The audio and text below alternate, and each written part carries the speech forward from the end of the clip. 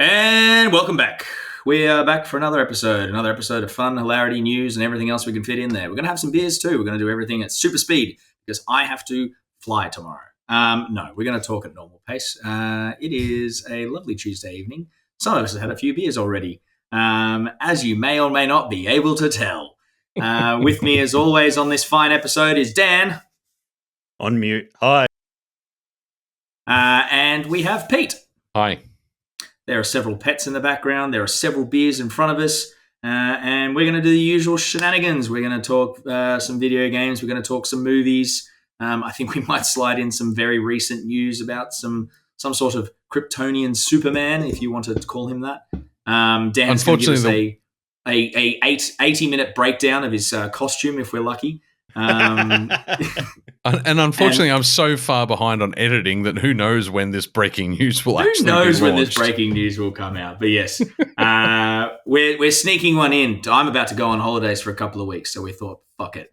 I've got to be up at 5 a.m. for a flight. Let's squeeze an episode with 4 beers in it before I need to get up at that early hour. So I say let's kick off with some beers. It's cheaper than getting drunk on the flight.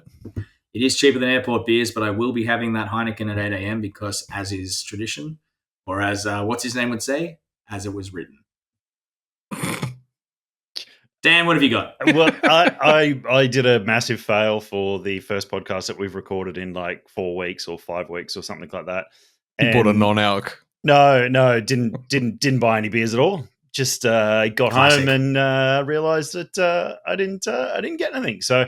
Luckily, Blair, my friend Blair, I went and saw him last week, and he gave me a 4-pack gave me 5 or 6 actually of New England's beers. So I'm going to go, and they're all different, and I'm quite excited to get to 2 of them later on. So this is their West Coast IPA CH40, Channel 40. Blair does all the artwork for them. New England is... one of the greatest breweries in New South Wales. Where are they? They're Armidale? Armidale. There were 2 very different conversations. I was going to say I love orange on a black and white, almost a blue steel can. Oh, well, see, yeah. So this is it's got a monotoned background, and then the copper within the channel to make the channel. Fucking hell! The channel. We're really 40? recording. Should we have not got our words out before we started to record? The old wireless, you say? Contacting the boys on the front. The fucking screen on the CB radio. God damn, it took me a while to get there to indicate that this bodes well. Oh, fuck yeah. Great times. What's the ABV? It's got, I think it was 7.7, 90 IBUs. It's got a good, solid bitterness to it, but I wouldn't say it was 90 IBUs, but it's got Galaxy, Centennial, and Simcoe in it. It's really good. I think it's the kind of West Coast IPA I like. The big bitter. It's not too caramelly. It hasn't got too much crystal malt in there. It's just nice and clean and got some caramel malts in there, but not a huge amount. So lighter in color. And yeah, tasty stuff. I quite like it. Let's say 4.25 for that one. I was having a New England beer on the walk with Jasper earlier. Got a 4-pack of the Grandad Brown. That's the one. Great beers. That's the one I'm looking forward to getting to later. Oh, it's so good. Yeah. I smashed through that 4-pack. I've got the farm. That's any indication. I got the Farmhouse next, and the Grandad Brown I'll have afterwards. I might only do 3 because I haven't had consecutive beers in about 5 or 6 weeks. So we'll see how this goes. Who's up? Peter? Okay. I'm having Smorgod's Hexenhaus. It is a 5.4% Rogan beer. Where'd you get that from? I think I think Beer Cartel. Really? Okay. Yeah. I didn't know that would... I've got a Smorgod's beer for later too. Okay. It's fucking, I mean, look at that. It's almost a somewhere between a red IPA and a brown ale. It's chewy, it's caramelly, lots of good brown malt through it. I've just been drinking a bourbon barrel aged strong ale. So it's almost vinegary. Not in a bad way. I know that sounds terrible, but it's such a good contrast. This is fantastic. Like I said, it's almost chewy in its flavor. It's very caramel. I'm going to have to give that a 4.5. That is impressive. Good. Yeah. Good. Yes, I've never had a Rogan beer before. I don't know what the style is all about. I know nothing. Traditional German-style ale is brewed with a base of Vienna malt supported by 3 different varieties of rye to provide a rich and complex malt profile, featuring flavors of dark brown bread, light toffee, and black pepper. This is supported by Helldivers tradition hops to provide a grassy hop character and supporting bitterness. The result is a smooth and drinkable rye ale which abounds with chewy malt character and subtle spice. Fucking nailed it. Good old Batch used to do the Das Rog, and we would scream it in the brewery, Das Rog. But they added a bit. Red would always add a bit of smoke malt just for me, so it was a smoky Rog, and it was a smoky Rog. What is it about? Would give you the smoky log, as they say. What is it about German words that just Aussies just love? There's just something about them that just rolls off the Hexenhaus. It's because we grew up listening. It's because we, especially us, grew up listening to Rammstein as well. Well, Rammstein Du too. hast das Rog. It's a very guttural language, and we're fairly Guttural people. Guttural people. Yeah, well, yeah. Living in gutters. Guttery people, but I mean, our slang is very guttural as well. How we pronounce things. True. Thomas, got any Hello. snakes? I am having, and this comes with sad news, and we'll launch into it. We may as well just rip the Band-Aid off. Unfortunately, we found out today that Deeds Brewing have closed business, which is a massive blow to me. I've been a big fan of Deeds for years, so it's very sad. I picked this beer. This was the last 4 beers in my fridge before I go away. I was like, I've got to save 4 beers for the recording. So I picked this up from Beer Cartel. Purely because of this was a label buy. This is no spoilers. It's the blue box. Nice, lovely little extra special bitter. Spoilers. Yes, there is a lot of TARDIS references. But yes, this is very sad news that the Deeds couldn't come out of their voluntary administration. Have decided to close up shop. So I would pour one out for them for all the beers they've had over the years. Some of my favorites of theirs have been the Horseman series, those Imperial Stouts that are literally liquid chocolate in a can. They've been amazing.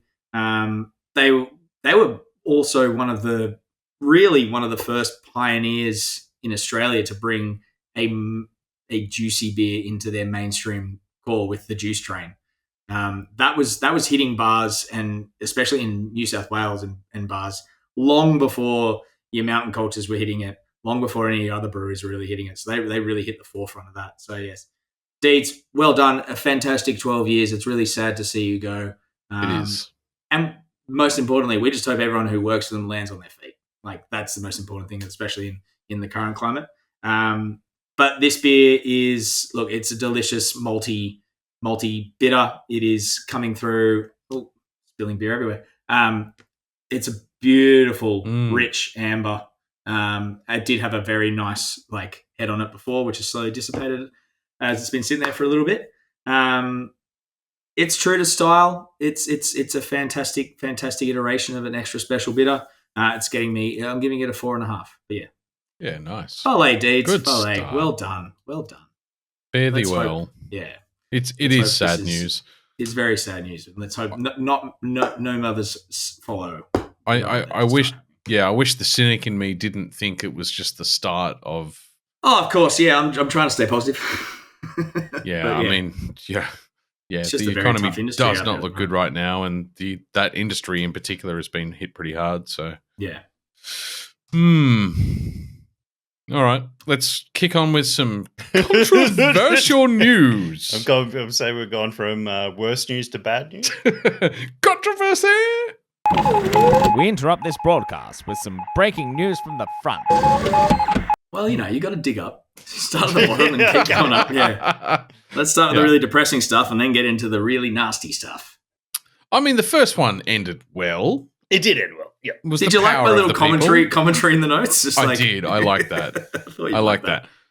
Do you want to start with Helldivers 2. You go. Let's start with that. Favorite game right now. Started a shitstorm when Sony, who obviously they're the first party studio distributing Helldivers 2, because Helldivers 2 are run by written by Arrowhead.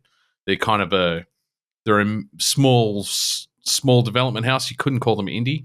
But Sony decided that where they had released the game to Steam after 3 months of successfully, killing it really in the market and redefining a genre, that in order to play it on Steam, you must have a PlayStation Network account. And you had to link your PSN to your Steam account. Yeah. And it just stopped working for people. So of course it would. Yeah. It's started a shitstorm.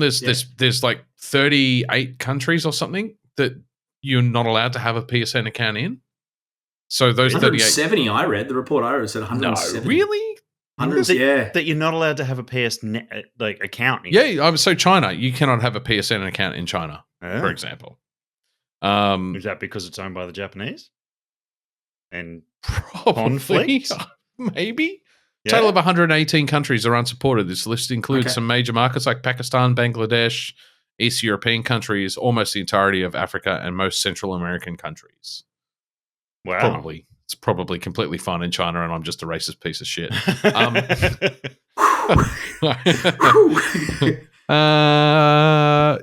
China's fine, apparently. Cambodia, not so much, but China's fine. So I am a racist piece. I mean, not that anyone needed any further evidence. So, I mean, people voted with their feet. They ended up in a position where they had to offer refunds to people who had been playing the game on Steam for 3 fucking months without issue. Suddenly, because of this rule change, they were forced to offer refunds. A lot of people actually, because I'm on a couple of it's not like me to get involved in the community for a video game, because by the time I get involved, my fascination with the game has passed and I'm on to something else. So I don't usually get involved. But I'm on a couple of the Helldivers communities, the main one on Discord, and the Helldivers, the Super Earth podcast, which is another large group of players, a bunch of dudes that I kind of stumbled into. I'll talk about later. But they all said, you know what? We're PlayStation players. We're going to demand a refund anyway. So they were mixed players. They were playing on Steam and on PlayStation. Those guys took took the L to basically say we're voting with our money. And even if they resolve this issue, all of their unlocks reset from scratch. They knew the risk going in that demanding a refund meant their account got deleted. If everything got sorted out, they would have to start from scratch. They did it anyway.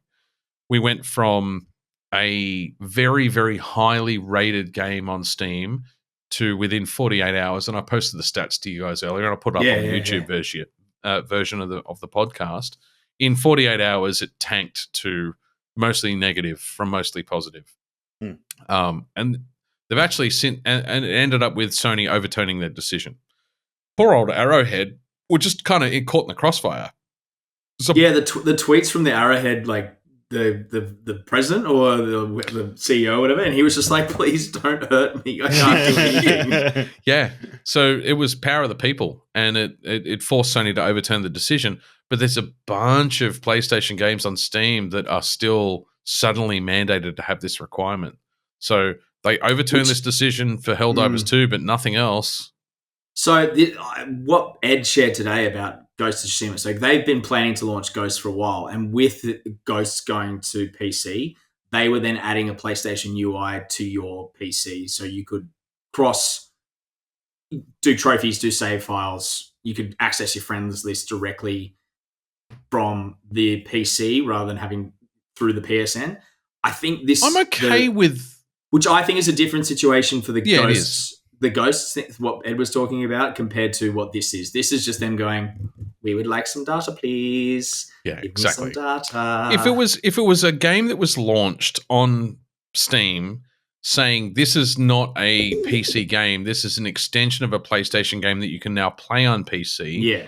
And the value add to this is seamless trophies, seamless gameplay. Your save games are cross-platform. Play on your PC, and then when you get kicked off your PC, go and play on your TV, and it's completely seamless. That's enough of a value proposition, I think, to justify the PSN requirement. But to have a game that's been running without issue for 3 months and killing it, mind you, to suddenly add that mandate, that's just taking the piss. Yeah, I think the other thing was with the Ghosts scenario was that you didn't need a PSN to play the single player game on PC. It was purely for the multiplayer add-on. Yeah, right. Okay. Yeah. So I think that's a difference than what this is, which is them going. I think a lot of this comes from them going, "Hey, we're rolling out this really cool like cross-referencing UI between cross-platform UI. We're going about the wrong way of introducing it by saying you need to now do it." It's And it talks straight to us cynical motherfuckers. It's like the multi-billion-dollar corporations just fucking us in the ass because they can, and that's exactly what it spoke to. And then this is a good thing, and then they've realized we did this the wrong way. Join it if you want to. If you don't, sure, just keep playing how you're playing. Yeah. And I mean, that's a good way to encapsulate the next two stories. Actually, we did the thing in the wrong way. Even if you disagree, we could have handled it better. Yes, it's admitting your mistakes. Yeah. Next one's to you. So let's roll into the next one, which is it's kind of like the next step down in terms of the shitness scale. There was a massive controversy that came out around Star Wars Outlaws and the way they're handling a one particular bonus mission you get if you buy the season pass or you pre-order a version that comes with the season pass. So let's get to the facts before we analyze it. So what they said was the way they said it was very confusing. They've then come out and said, look, originally the way we all read it was that the Hutt cartel weren't going to be a part of Star Wars Outlaws, despite being a major feature in artwork, in trailers, in gameplay walkthroughs being like, yeah, you're gonna go through the Hutt cartel. And then they said, hey, there's this Jabba's Gambit part of the thing. If you pre-order with the season pass, you get that mission at launch. And very confusing language there to use at launch, which has led me to what I said about the Hogwarts DLC, which we'll come to later on. Ubisoft have finally, after basically a long weekend of being absolutely shitted on across the internet by every man, dog, and woman and child, have come out and said, no. You still get to participate with the Hutt cartel. They are a major part of the story, the base story. This is a very minor side mission that you will get to play if you've... Well, the way they even said that language was that you get to play at launch if you pre-order the season if you pass. pay us extra. Yeah. Let's be real. So if you give us about cash now, we give you this now. $60 extra, $60 Australian extra. Which is the same as Helldivers 2, full game. I mean, look, and we talked about this because this is a couple of weeks old, this news. Yeah. My opinion remains that a pre-order bonus is not a new idea, right? So I go all the way back to, I think it was Assassin's Creed 2. If you pre-ordered the game, you got a bonus mission. It had no impact on anything. Like, it was just another mission, right? I just played it, so I can verify that information. There were 2 missions that were included in the version I played of Revelations that were DLC missions that you only got if you pre-ordered. But in the remaster, they've chucked them in. Yeah, but I'm cool with a pre-order bonus. Here's a bit of content to encourage you to buy our game before launch day that people that buy it after launch day don't get. I'm okay with that. That's an exchange of value for money, right? But the notion that you have to pay us extra, it's not a pre-order, because I can pre-order the base game right now and I won't get access to that mission. So what it is we're withholding content unless you pay through the paywall. That's different to me. They're pre-ordering the season pass. Yeah. That's the language they've used. You can buy the base game and then never play the DLC missions. That's what I mean. Yeah. And so I can pre-order the full game at the base price and I will not get the pre-order bonus. I have to pay extra for that, which is the season pass. yet because they're giving you different pre-order bonuses. I sound like I'm really defending Ubisoft. I'm really not trying to. Trying to be straight and factual here. Yeah, I think it's the same thing as what happens with Hogwarts. In that, when you pre-ordered on the PlayStation, you got that the mannequin store mission. I don't know if you remember playing that one, Pete. That's only just released for other consoles. Right. So I think it's kind of that thing. It's like a delayed release. You get it, which is why the use early of the language access I can deal with. Yeah, but I think they've really used some marketing wording the wrong way. To use that marketing wording of at launch, like that was a very specific choice to put that language in. And let's not get wrong, Ubisoft have probably fucked this up no matter which way we spin. Well, yeah. I mean, that but too. I think it's one of those things because the way they kind of backpedaled for it was like, oh, it's such a minor mission, like. It's just like it doesn't impact the main story. It's like, why withhold it then? Yeah, and that's and yeah. If it's DLC that's coming later, totally understand. I'm 100% with you on that. Like I'm behind you 100% on that. And that's the thing. It's like if it's such a minor mission, just give it to everyone. I found myself stepping back and lamenting the good old days where you paid your $90 for a game and you got the fucking game, and it was a functional game. It wasn't buggy as shit. Yeah. It didn't need 400 bug fixes after the fact. You got all of the content that was developed for that game. It was a one-off transaction, and it was a simple transaction. You pay money, I give you game. These days, that just doesn't happen anymore. It's like you have to give me extra money to get the bit that I already finished before release day. Like, as far as I'm concerned, everything that you wrote for a game before day one should be released on day one to all people who paid for the game. Or yes and no, in the sense that I get what you're saying and coming from, in terms of if you've developed it. If you've gone ahead and create, because you can write something for a game that you just like, oh, we're going to shelve that for now. It's too complicated. We've got enough going on. Sure. But yeah, if like what you're saying, if you've gone to the problem of coding it and putting graphics in and putting soundtracks to it. What am I paying you extra for? I'm not paying for R&D dollars. I'm not paying for ongoing staff to be paid to develop extra material. Yeah, that the cost of the investment's already sunk. So why don't I get access to that content? 100%. It shouldn't be tied to a season pass. That kind of mission should be. Season passes are flawed as a concept in the first place. We come to that later in some later news. But that's my question that I have too. Have they? I don't care because I'm not playing it, and I was pissed off at this, so I stopped looking even more.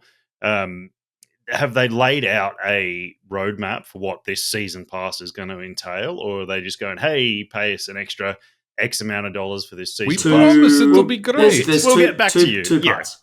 Yeah, I don't think they've had a proper roadmap. I think the idea is that there will be two, similar to what Witcher had, and there will be two expansions. So the two parts they're going to add to it later on. Okay. From what I've seen, it's a similar kind of thing of like, I think the world's wisened up. I doubt they'll be as in depth as the Witcher expansions. And that's it. So I mean, Witcher 3 is a good example of how to do it right, because that content earned its extra cost on its own merits. And it didn't require you to have faith in the company, which I think most of us these days, an aging gaming population is getting more and more cynical to these tricks, where they're asking you to buy into a long-term roadmap without having any proof that they're ever going to deliver anything of value.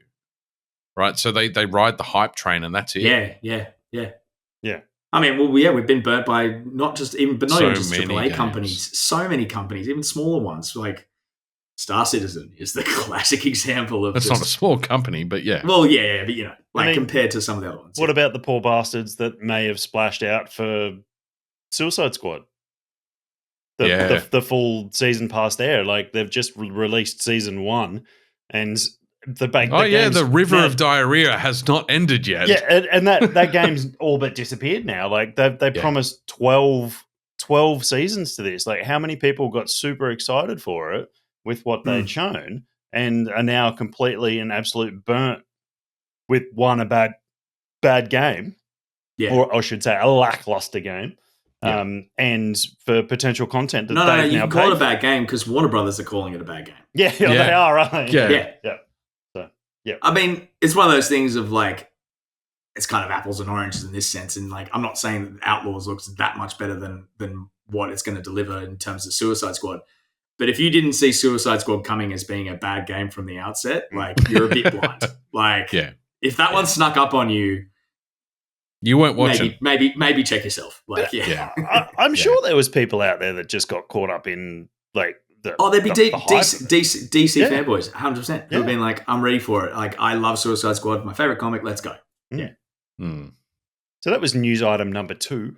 Speaking of favorites, not even. That was not even. That was 1.2. We're still at 1.3. We're going to gingerly touch on the third one. So there's been some controversy around Warhammer 40k as well, where I was at work when you guys were talking about this, so I really breezed over the whole thing. I think I got the concept of it. Yeah, and I've been following it loosely, right? I haven't launched myself into the deep end on this, but the long and short of it is, in preparation for a potential what? Yeah, sorry, I've been in meetings all day, so you can play the wank word with me. The synergist. No, I think I think the short version is, in preparation for Cavill's Warhammer 40k Amazon series, they're wokeifying the Warhammer 40k universe, and I want to be careful about the way I put this, because I actually have a fairly loose opinion around the topic. In short, there have always been some armies in the Warhammer 40k tabletop game that have been all male. There've always been armies that are all female. There've been armies that are mixed gender. There's always been mixed race armies as well. The Imperial Guard, there's been African American and Asian models for as long as I can remember. So going back to my childhood, right? So it's you could never have leveled the accusation at the game that it didn't already have a level of inclusionism. Now, in 2024, could you reasonably have an opinion that, well, having some armies that are male only is not kind of on trend today? Yeah, you could probably. I mean, I don't know that I would agree with that argument, but I would understand it. But the way that they've dealt with the Custodes, so the Custodes is an army that's relatively new. It was invented after I left the game 5-6 years ago. They were all male, and someone or a bunch of people in I believe the LGBTQTIA plus community leveled an accusation that it was completely sexist. There was no women models. There was no female models in it.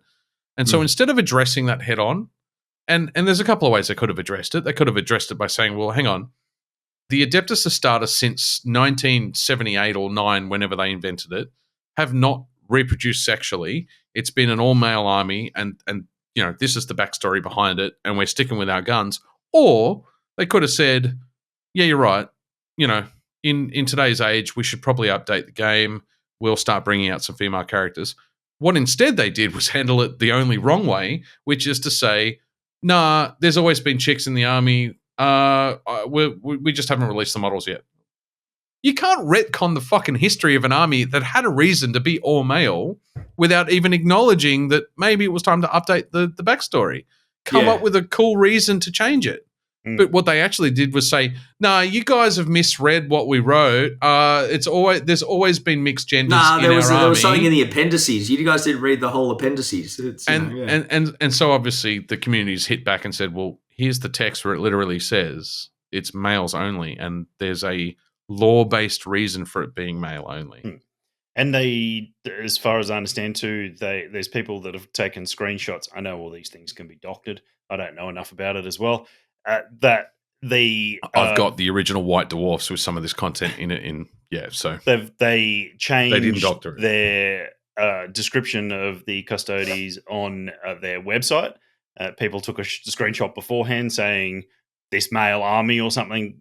So, and they've deleted all of that and just said warriors. And people are going, no, like we just updated the Wikipedia article.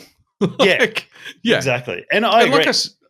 You finished? No, you finish your thought. No, I've expressed my opinion. So over to you. And I completely agree with what you said.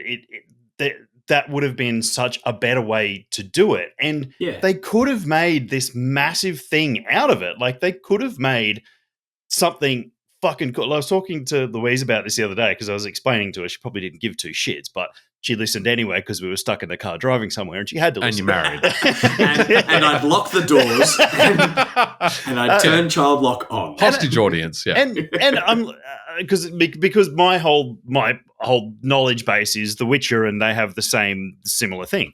And with the Trial of Grasses, yeah. Yeah, and I was saying to her that they could have made such a thing about it if they just said, "Oh, look, within game world, we've discovered this way to make females part of this army from here on, and introduce this incredible general and the personal. You could have created a really cool army. Female warrior class if that's what the exactly. people wanted. Yeah, the right way to go around it. But here's my rub with it, right? And like I said at the start, I don't have a strong opinion on the subject. I'm pretty okay to be swayed. But the Adeptus Sororitas, or the Sisters of Battle, has been an all women army for 15 years.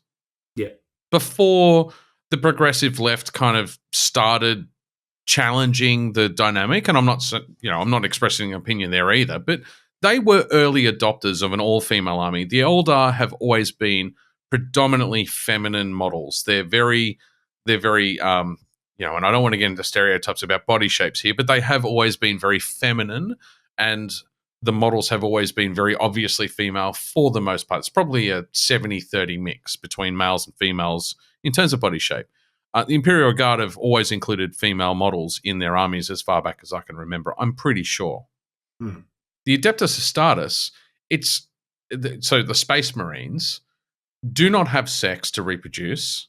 The Apothecaries have always been a part of the ethos where the Apothecaries draw the gene seed or the genetic code out of dead warriors in order to create new warriors. That's part of their reproductive process. And so, for better or worse, there are no women in the Space Marines because they don't need two genders to reproduce anymore. So you've got all women armies, you've got all male armies. There's been a justification and there's been a balance. Right? If you want to play a female Space Marines army, then I guess you've got an argument to say, well, this is not inclusive because I want to play a female Space Marine army. That's a fair argument. I've got no issue with that argument. But retconning history and denying it, that's a bad way. That's not the way to deal. Yeah. And you can make an argument that it's a reflection of some of the other topics that have come up in real life.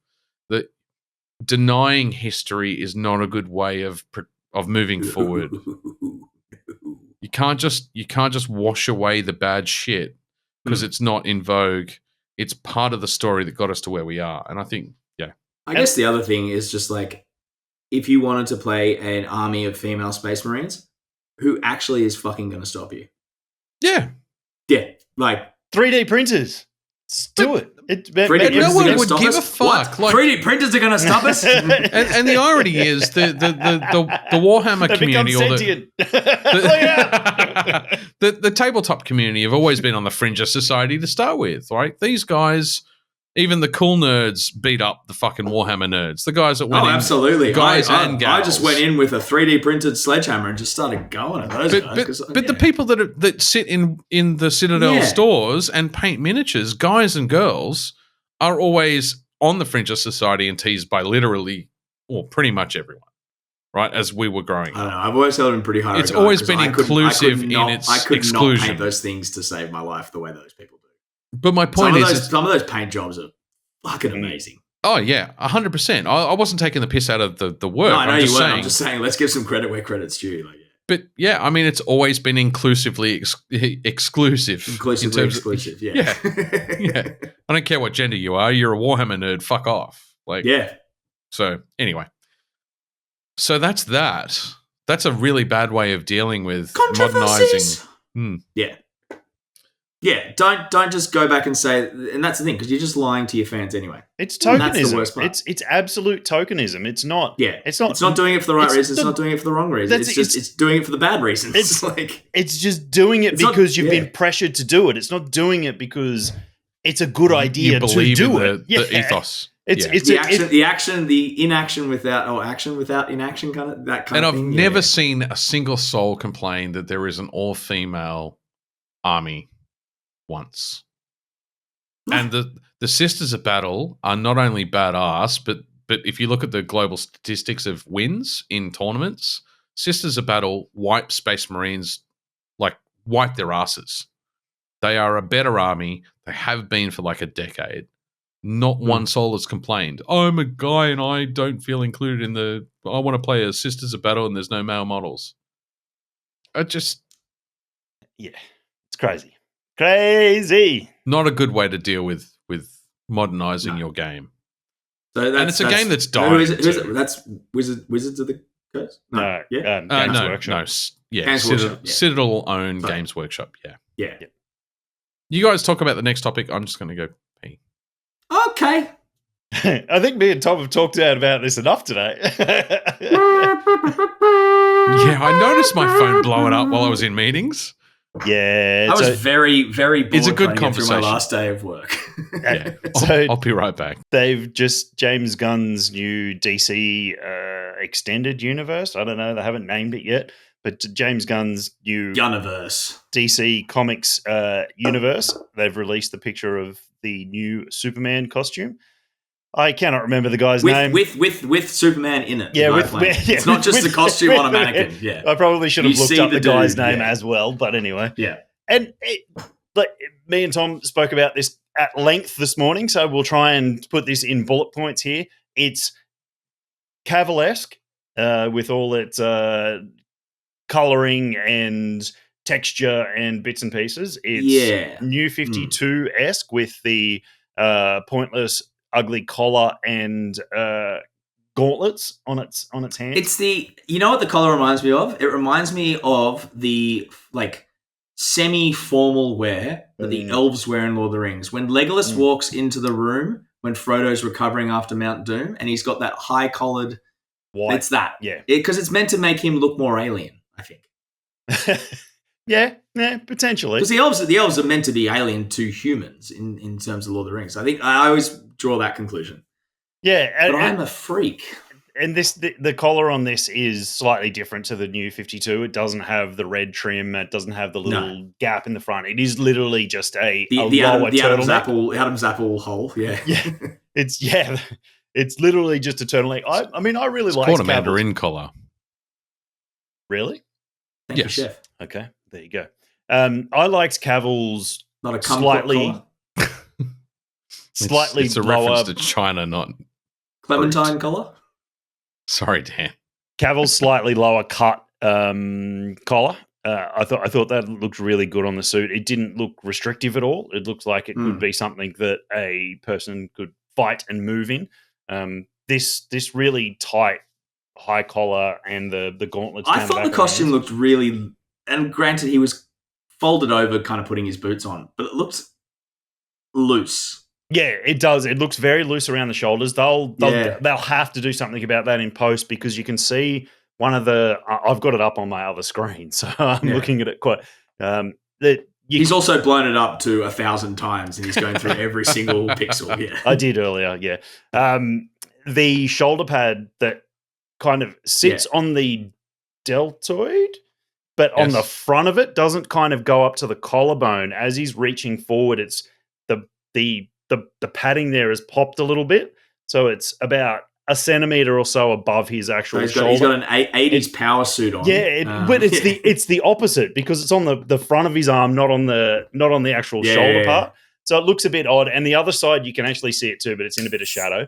They'll definitely fix that in post. They'll pull all that, smooth all those wrinkles out like they did with the Spider-Man suit. I think it looks great. Yeah, I outside of that, the red boots are cool. They do look cool. The boots, the picture I've got up is actually, you can see all the way to the soles of the boots, and they look fucking good. Like, they look really, really cool. It's got red trunks. You can see if you zoom in, and Tom brightened it up a little bit, so you can see the red outside trunks. I was just trying to see his super penis and the and the yellow belt. I don't like the S. I don't like the but that's it's Kingdom kind of like Come. It's the Kingdom Come S, isn't it? Yeah, I like the very. Do you reckon he'll have it on the cape? that photo the image you shared from the comics, the like return to form. Well, the Kingdom Come. Because Cavill didn't have it. No, when was the last time one of them had it? I think Did Brandon Routh have it? I think Brandon Routh had it. Yeah, maybe. Ooh, what was the question? When was the last time Soup had the S on the cape? No, he didn't. No, Brandon Routh did not. No. He had the real leather cape, didn't he? Yeah. Brandon Routh, Superman. Yeah, real dark leather red, yeah. I liked that Superman. Yeah. He was good in that movie. Yeah, because he was in Martin Place catching cars like a hero. So the S on this suit, if they stay with the Kingdom Come S, should be black on red on the back, because that's the Kingdom. But isn't the suit's isn't it meant to be the Superman Legacy comic? Doesn't that have the kind of Kingdom Come S in it? Yeah, I know you're saying it was Legacy. I don't know whether it does. I like the colors. I think it's really battle damage, this one. So he's been in a fight, and this looks like just before the Goku finale. in the background. But you look at the boots, the blue above the boots, and it's a slightly brighter blue, and it doesn't have that metallic sheen that Cavill had on his. So I like the kind of more matte look to it. I was trying to think of what the cape reminded me of, the way the cape pops out and back over the shoulders. I couldn't think. There was a costume that one of the other heroes had in I think a Marvel. It's probably Martian Manhunter. No, it was definitely in an MCU film that someone's Vision. I remember just the way that it looked like it came, like the actual cape comes out of their collarbone. Yeah. It's. I like it, but it throws me off a little. It doesn't feel aerodynamic, fluid. Yeah. Aerodynamic. Yeah. Think about real world capes when they were in fashion. It came all the way over and clasped here on the breast, on the breastbone. Yeah. I just don't think it looks very good at all. No, for all that we've ragged on it, I quite like the picture. The overall suit looks great. I'm not sure about the Eurochka It does look like there's a bit of a semi-brushed aside curl going on too. Yeah, there's a curl, but it's on the other side. The other thing I don't like is, you're right. The other thing I don't like is the airbrushing on the muscles, and I hated that about what was the company that did Arrow? CW. I really didn't like the CW version of Superman because he wasn't muscular enough, and they had to airbrush on the six-pack in a darker blue across the suit, and same with the arms, the biceps and the deltoids and the triceps.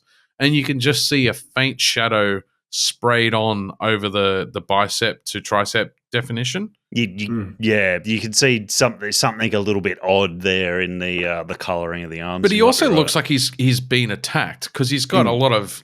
He's definitely got a blast damage carbon through through the S. Yeah, I'm excited. I wasn't really that excited about the movie, but I think that's a great screenshot as a on purpose accidental. It's very Gunn-esque. Oh, it is 100%. Yeah. I'm really excited for whatever Bowie song Superman decides to fly. The Gun playlist is just going to come out firing. There's going to be some pure country and western coming through there. Yeah, see, I'm still, like I said, I'm skeptical whether they do the whole Smallville thing, but I hope they don't. We'll wait and see. I hope they don't. It's trying to move the fuck on from his childhood. It's kind of like the whole, you don't need to show Batman's parents dying anymore. Everyone knows that Martha and Thomas Wayne get shot. We don't need to see it in every single film. We know that Superman grows up, is an alien, and grows up in a small town. And he deals with really the weird parents. They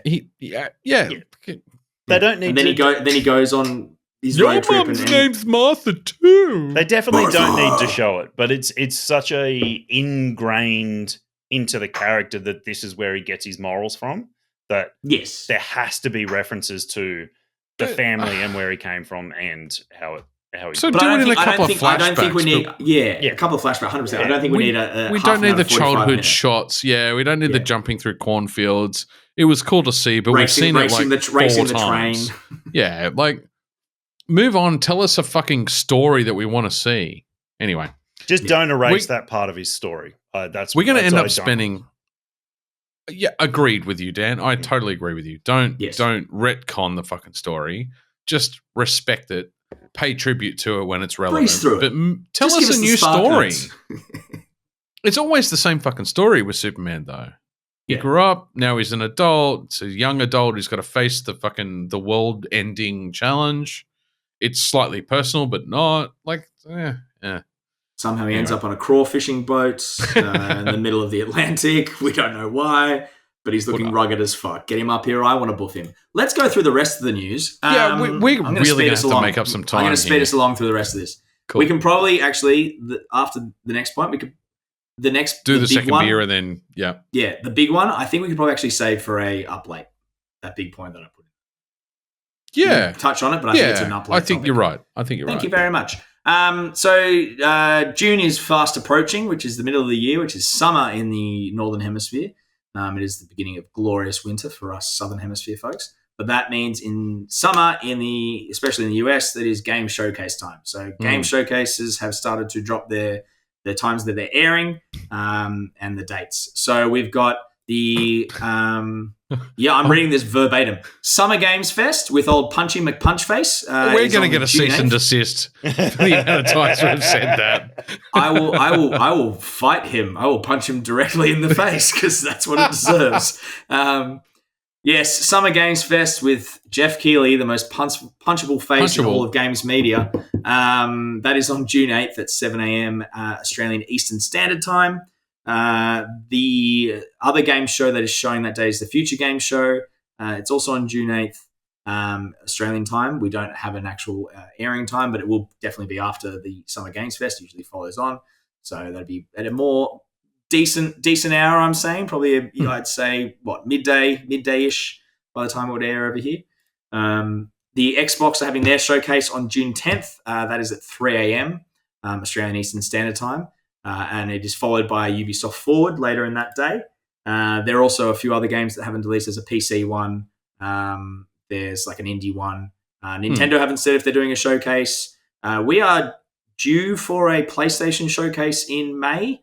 We don't have a date or finalized date for that yet. The one that was on last year in May, which is the big one, was May 24th. So I'm assuming it'll be just before those Game Fests kind of kick off. It's trailer time, ladies and gentlemen. So that covers E3 for 2024? Yeah. Well, E3 is dead officially. So, but that's my point. This is what killed it. Yeah. I mean, you don't need a physical show anymore if they're doing that. Yeah. That's that. That's just letting everyone know if you're going to wake up some early and watch some game trailers, or just wake up at a normal time and watch them later on YouTube. You do you. If you want to, live tweet them as they come out, go nuts. Or wait for Tom. Sorry, live X them. Live X them as they come out. Yeah. Or you could wait 11 weeks for the podcast episode that we talk about it to come out. Yes, because we will talk about it 11 weeks later by the time this is released. Yeah. I'm going to touch lightly on this one, but as I said, I think this is an up late for us. So a new survey was just done by the Game Developer Collective. This is an independent collective of researchers basically into the games industry. They have found that 70% of the developers are worried about the sustainability of live service games. This is being gathered from a pool of 600 developers, and they've been done this over the course of 2 months. So there's a lot of facts and data if you're actually going to go read it. Funnily enough, to get the actual report from the Games Developer Collective, it's behind a paywall. The irony. It's pretty good. Can't write this shit, folks. Yeah, I know you can't. But luckily, there have been a bunch of news outlets in the gaming world that have access to that have put content up and they've shown graphs and stuff. The most interesting thing to come out of that we will likely touch on is that developers who have a new unannounced game on the way have a 9% increase to the lean towards paid DLC as a way of monetization going forward post-release, which is it's at 30% now, opposed to 21%. So that's a kind of interesting increase. But most of the fears that came around live service games are basically retaining your player base, or the fear that a new and shinier game is going to come around and steal your player base. Better. Yeah, I mean, yeah. Which is Of course, what you would expect. You have to earn continuity. You can't demand it. 100%. Yeah. So, yeah, I think that's a much more in-depth discussion for us to tackle into. We can go into some of the facts and stuff in that, and that could maybe be our next up late. But, yeah, if you wanted to find it, yeah, there's a bunch of game reviewing sites out there that have basically all got the same article about it because that's the information that you're able to pull straight from the report. Yep. And it is interesting to read and look at the stats and the graphs and what they I think actually... we will pull it apart as a we should definitely totally take the agree. shreds. Do your PS Plus. Yeah, PS Plus titles for May. Well, we missed April and it was very sad. But we didn't. Actually, we recorded it. I just haven't released the episode yet. Fair enough. I don't remember things. So it is the 7th of May. So next Tuesday, the new titles release. That you can download for free if you have the essential class, the EA Sports FC 24, because we can't call it FIFA anymore because they're super corrupt. That is part of it. Ghost Runner 2, absolutely fuck no. It is that's the game. I don't think I've ever told you, but Ghost Runner 1 is the one that I got through halfway through the first level, stopped, ended the game, deleted the game from my console and deleted it from my library, and I refused to play the game again. It shit me to tears, and I will never go back to it. Anyway, there's a sequel for anyone who likes those. It's kind of like Mirror's Edge, but punching yourself in the nuts. Yeah, literally, I would rather do that. Tunic. This is actually a game I'm interested in. It's isometric, kind of old school Zelda, but a bit of Souls vibe to it. It looks very cool. The animations are cool as well. It's very good artwork. And then because they're releasing the last Destiny 2 DLC, they've put one of the previous ones as part of a PS Plus thing. Don't go back to it. Don't do Seriously? it. Don't ever go back to Destiny 2. Don't do it. It's evil and corrupt. How old is that game now? Destiny 2? I don't know. I've lost time. I lost time playing Destiny. Plus. Yeah. It's just there's not enough. 6th of September 2017. So 8 years? 3, 4, 7 years. Yeah. 7 years is a long time for a treadmill shooter. Yeah. Yeah. This is the one they've released. This is the DLC that releases a new subclass where you can basically web zip around the maps. That's about it. Otherwise, it's shoot the same dudes and loot the same things. It's amazing that people. It's like playing like those guys, those hardcore players that play Diablo 3 and Diablo 4 to end game. It's just there's more to life, guys. Like the dopamine hit can be satisfied through so many better games. Some people like just running that treadmill, and I'll talk about that in Are You Winning Son with Battlefront 1, which was 2015. Also, I just noticed I really like your jacket today, Tom. I really like yours, Pete. Oh, you both wearing one. Repping. Yeah, not repping. Can't rep something that doesn't exist. Watch me. Totally can. Witness me. Shall we do our second beers and then quickly do the trailers that we all agreed that we would stop doing, but somehow always end up back in the show notes? Mine says it's the release calendar.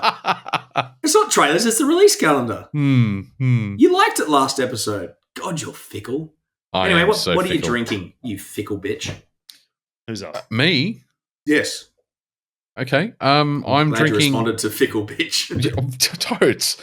So I'm drinking Bright Brewery's Choco Palooza. Yeah. It's a chocolate caramel stout, 5.5%. It's exactly what it says it does on the can. It's almost coconutty in its flavor profile, which I know is not what it says on the can. It's very caramel, Werther's caramel with a chocolate base to it. I don't know what malt they've used, but it's clearly a chocolate malt, and there's nothing useful on the can at all. Well done.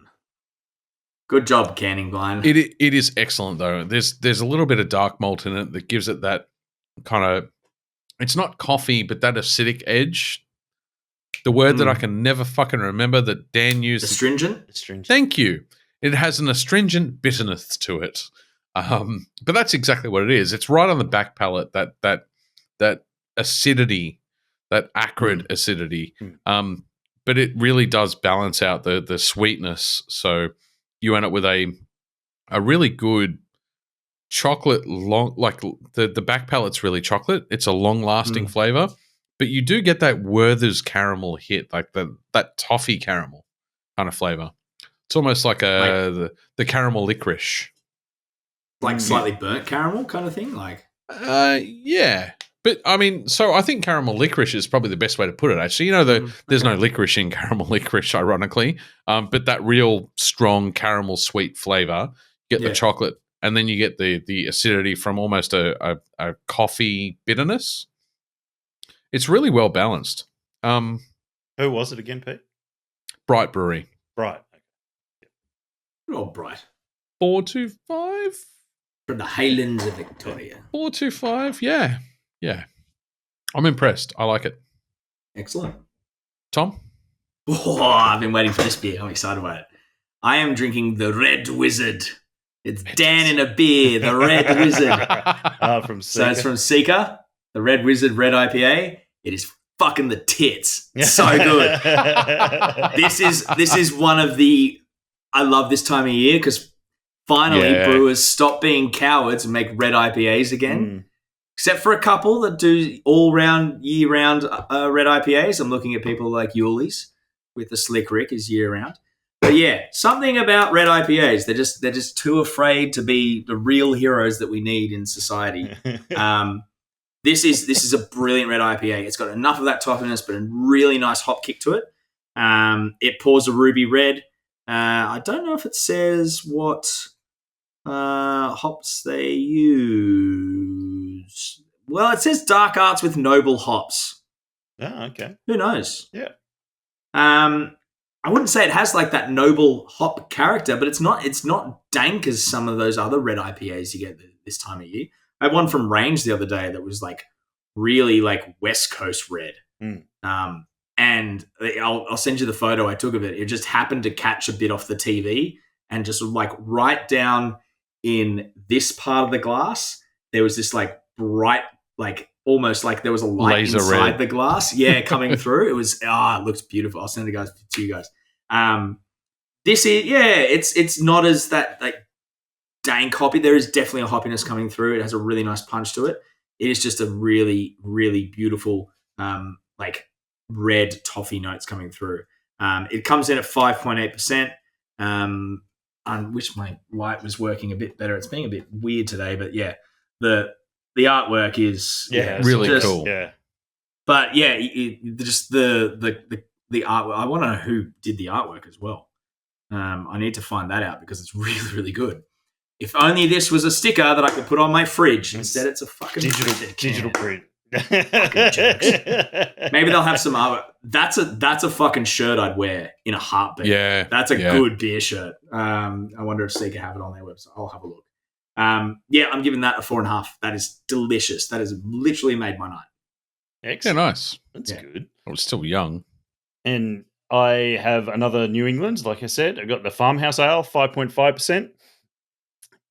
It's a cow standing on top of a farmhouse on a nice purple and my light's a bit shit in here tonight too. That's worse. That's better. That's better. Say 5.5%. 5.5%. And yeah, okay. I'm almost done, but it's been a very enjoyable, light saison grisette kind of beer. Like it's got that really nice saison yeast character to it. It's a light lemony citrus side to it, and that white pepper, but nothing overpowering. Just a really well balanced sort of 5.5%. I dare not use the name table beer because 5.5% not particularly table beer, but no, it's very, very sessionable. I'd be quite happy to sit down and drink multiples of those in a night. It's just not palate fatiguing, anything like that. It's just a really pleasant, nice farmhouse saison character to it. Really beautiful, actually. The writing on the back of this is a little bit bigger, so I can read it. Summer styled saison, yep. Nothing really, nothing else helpful there. No hop character to it. might have some noble hops in there, but be just some spicy hops in there. Really nice. I think that's another solid 4.25. Yeah, cool. Yeah, really nice. I have a funny feeling that used to be part of their core range for a while. Which, okay. Yeah, I think, it ended up being, because there was the Blue Pale Can, the Hop Cannon IPA, I think the Farmhouse Ale was actually another part of their core range, and Grandad Brown. When I used to buy from New England, I was like, this is one of the best core ranges for just like being a bit out there. Being a bit more diverse compared to what everybody does. Yeah. I've got a hop cannon in there. If I dare have a fourth beer, I'll crack that one open. Also, it's a big can of. I've seen the hop cannon in action. It's pretty fucking impressive. Okay. Yeah. I've used one. They're fun, but they're a bastard to clean. No red wizard. Oh yeah, I don't care about the cleaning thing because I was just watching someone literally fire hops through a beer. All right, take us through the releases. I'm going to rip through these. This is going to be rapid fire because nothing's coming out. It's very fucking quiet. Yeah, it's there's a lot of like wasteland. Well, we're getting to that time. The writer's strike is really starting to catch up with us. There is. I didn't include in this list as well. I didn't include like season drops, like season 3, season 2 of things. I tried to keep it to new stuff. There obviously are a bunch of like seasons. Like the next season is. We'll talk about that. A bunch of things. Yeah. Yeah. So on the games front, very very quiet.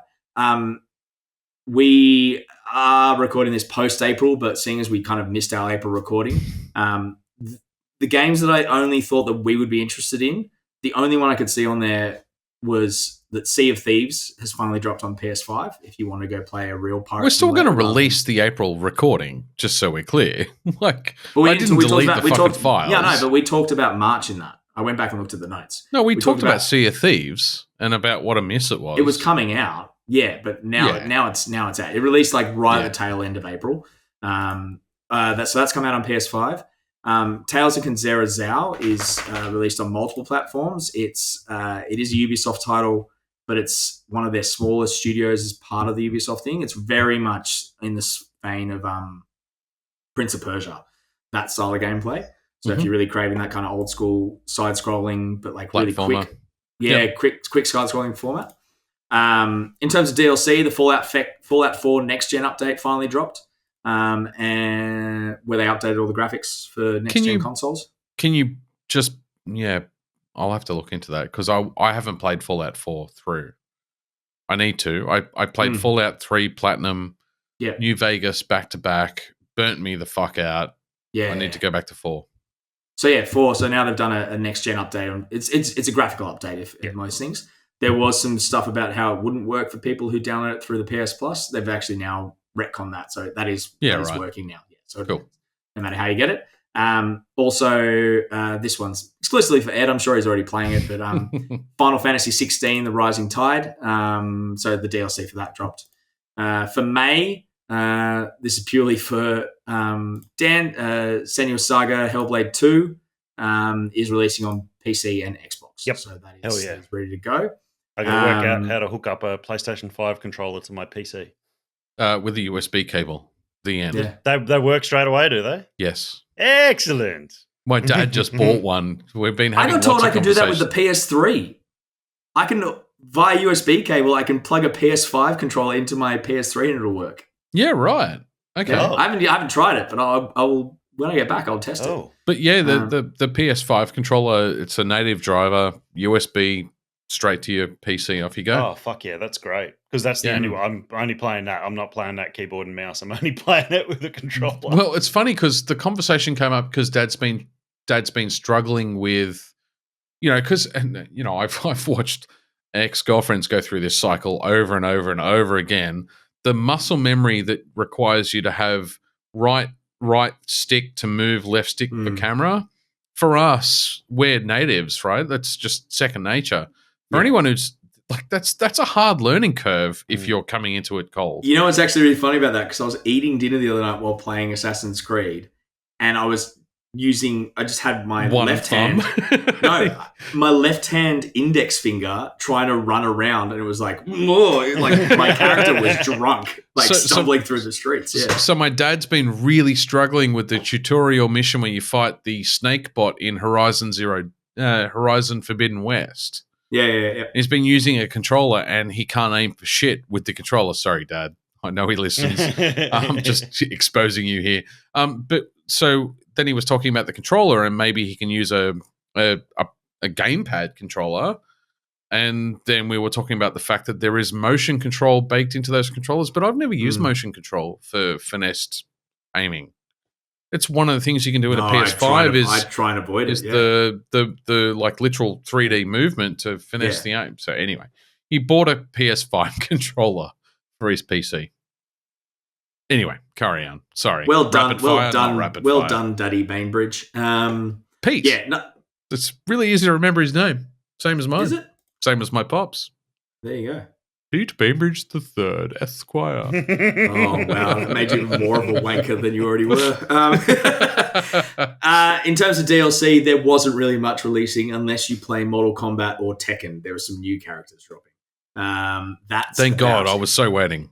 There's a flock of seagulls, and that's about it. At the movies, April, we saw some of the releases that I thought we were interested in. Monkey Man has dropped. Civil Wars come out.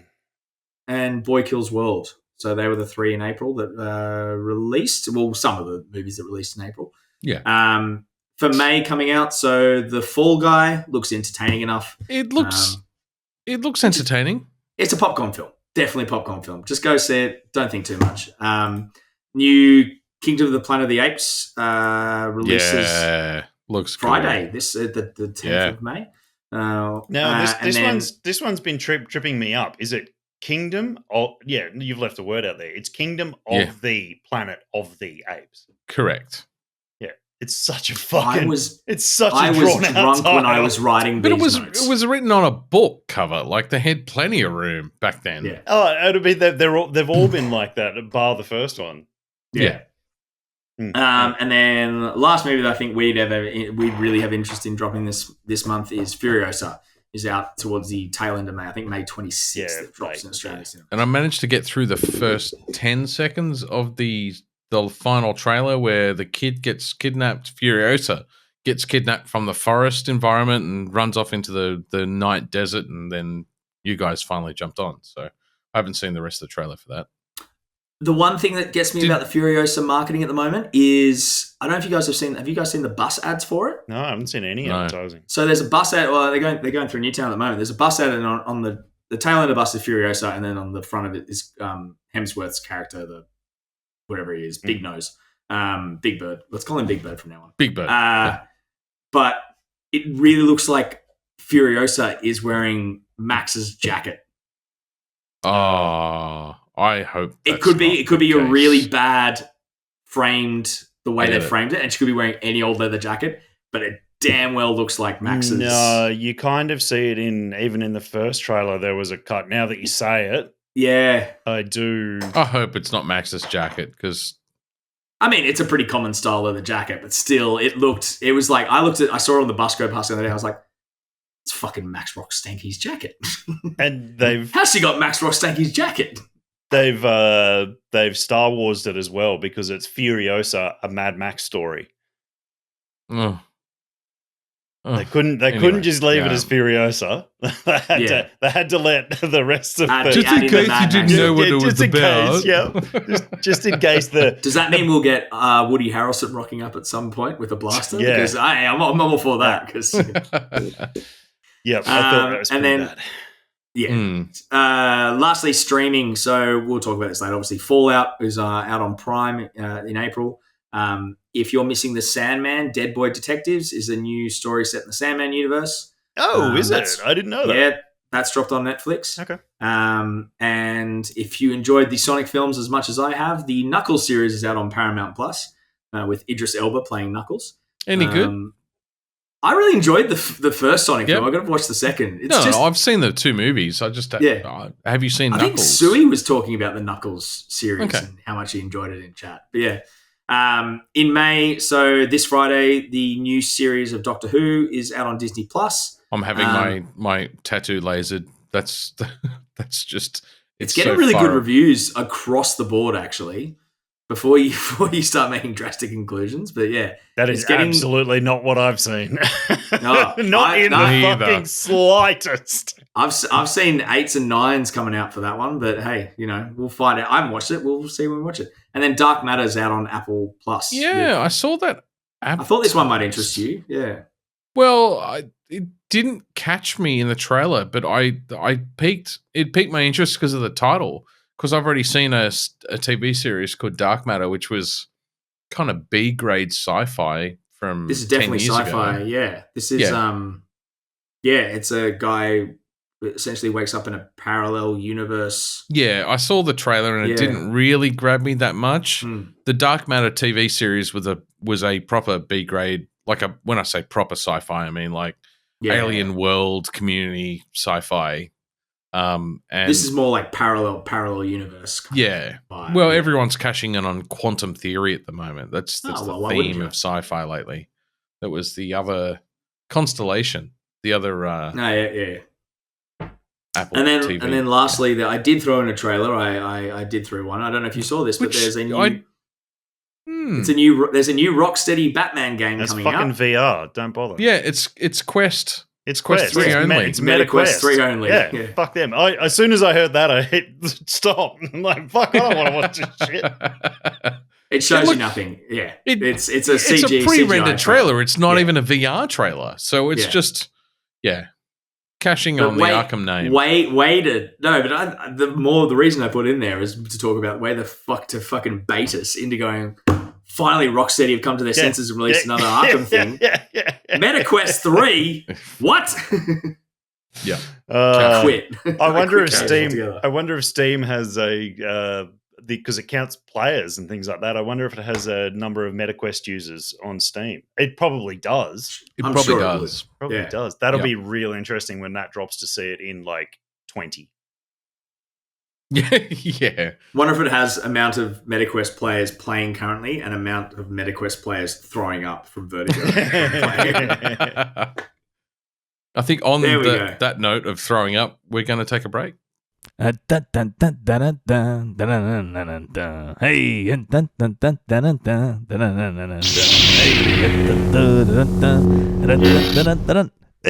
we're back.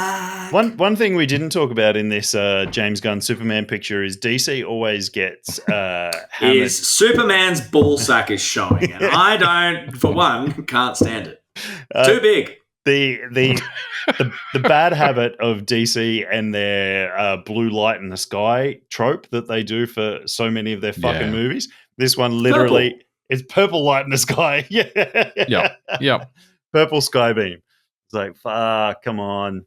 There is something big happening in the background. I like that Ben asked us if we knew what was going on. It's like, no, Ben, we've all got the same image. None of us have a fucking clue what's going on. This isn't some secret information that's been lent out. It's literally just hardcore fanboys only. I do hope it's too glow. It is Brainiac kind of colors. Brainiac colors. It's I'll be very disappointed if that's the ship, because his ship should be more technological rather than just a purple testicle. Yeah. I didn't think it was a ship. I thought maybe it was like tentacle porn.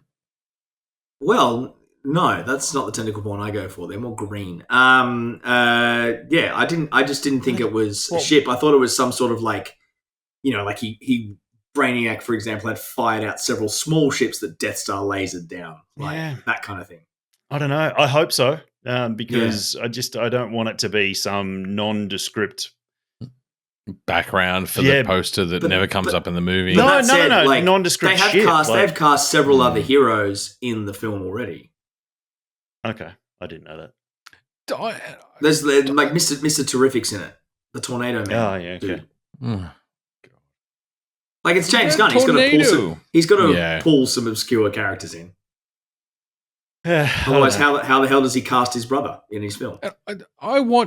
You watched Flash recently, Dan. Unfortunately, I missed the the Nick Cage cameo as Superman. Yeah. How did I miss that? Oh, the actual Flash film. Ter- Right. I thought you meant the CW series. I was like, Nick Cage wasn't in that. Do you realize that was as bad as it was, but Nick Cage apparently was there on set to do that, and it still he looked had the fucking shits. plastic? No. I So thought he they- I had the thought they shits. I thought they used the archive footage for that. Wasn't that the thing? Nick Cage expressed anger that he turned up to set. He posed in front of a green screen. They told him what his scene was going to be, and they totally changed it after the fact. Oh, really? Oh, that's why Yeah, it looks so so- rubbish. But I missed it. I don't remember seeing it. I watched the Flash movie. I don't remember seeing that cameo. It was all the worlds colliding at the end. I'd really, really checked out. Maybe Well, I just I'm really blocked the hoping memory. by the time I get to my third airplane beer that like the Flash is on the airplane film, so I get to watch it half cut and like air sickness kind of like, you know, when you like Yeah. kind of get a bit delusional on a plane. Yeah. I'm not sure you should do that to the people around you, man. Not let alone yourself, but you got to leave all this in, aren't you, Pete? Yeah, fuck yeah. I'm- We're 3.5 minutes in, It's- 4 minutes in. What do you mean the people around me? It's such a fucking horrendous movie. Oh, those creeps that watch your screen while you're trying to watch something on a film. Yeah. No. Your comments. You might not have been as vocal as what I will be about it, but fuck me, it was so goddamn bad. So No, bad. people will assume that I'm on some sort of drugs because I'll be laughing hysterically. It's just that. It Anyway, was just. Yeah. let's talk about alcohol. It's much better. I'm going to start this time because I'm going to kick things off. I am having a porter. I am having a porter from Eckham Brewing Co. from Mount Coringa. I don't know if we've done Eckham on the podcast before. Yeah, I Have we think done Pete's a had few some times, man. Well Is it done. this I one? pay attention. Oh, fuck you. That was my fourth beer. I'm not drinking Ah, that yet. there we go. Well, I've started the Shield Wall, and you can join it. This is the Shield Wall Porter. I was going to have it for my fourth beer, and I just flipped it as I walked back into the room. I was like, no, my fourth beer has a higher ABV. I'll have that last. So Dan started Eckham Brewing. Dan started Eckham Brewing. Dan started the reviews of Eckham Brewing way back, and I've done 3 or 4 since. We did Yes, the I red listened- to start with. Yeah, probably. Yeah. And then I did the Longboat Lager a couple of episodes ago, and yeah, they got cool names. I relate. I like them. Yes. Anyway, This is very oaty and slightly smoky, Mm. and it has tickled my testicles. This is... I was not expecting... 6.5%. Yeah, I was not expecting that. I'm getting a real campfire smokiness coming through. Ooh. And it's just hitting me more and more after that first sip, and it is delicious. This is exactly what I want in a porter. This is great. This is fantastic. I really hope this is the same thing for you. They say that it's got an Aussie malt backbone of pale crystal and chocolate malts, and with added oats. The chocolate is there, but it is nice and light. But wow, there's a delicious campfire smokiness that, personally, as someone who loves Lafroig is my go-to. Like, this is great. This is amazing. This is exactly what I want. I would 100% sit around a campfire with that and just be content for about 6 to 8 hours. About a 4-pack of that, just sitting around a campfire, just slowly Go to sipping it back. the Gandalf the Grey mode where you're just sitting there Oh, smoking get a me pipe, a pipe with just some with chill the some fuck with out. some old Toby, and I'd be absolutely set. Yeah, I'm giving that a 4.5 again. Yeah, that is Nice. it is so much smokier than I expected it to be. I expected it to be like nice and smooth. It is very smooth. But that's kind of where I expected it to stop, and I thought it, like, just from reading the back and like what I'd saw about it online, that might be where it ended. But for me, just there's a real smokiness that I get out of that. Also, the label is dead on point. There is Fuck yeah. less than a mil in that. Nice. It is very well done. And yeah, I like the whole, all the on theme, the Shield Wall, Eckham, the Viking Yep. theme. Yeah, it's very good. Yep. Anyway, that's me. Who's next? Dan. I've got That fucked him. the Grad Dad Brown from New England.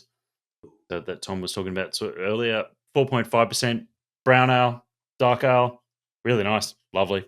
Just light chocolate, warm characters to it, but nothing overpowering. Just it's a really nice, sessionable, easy drinking dark beer. It's beautiful. Nothing offensive about it. Nothing over the top. Just a real beautiful balanced product.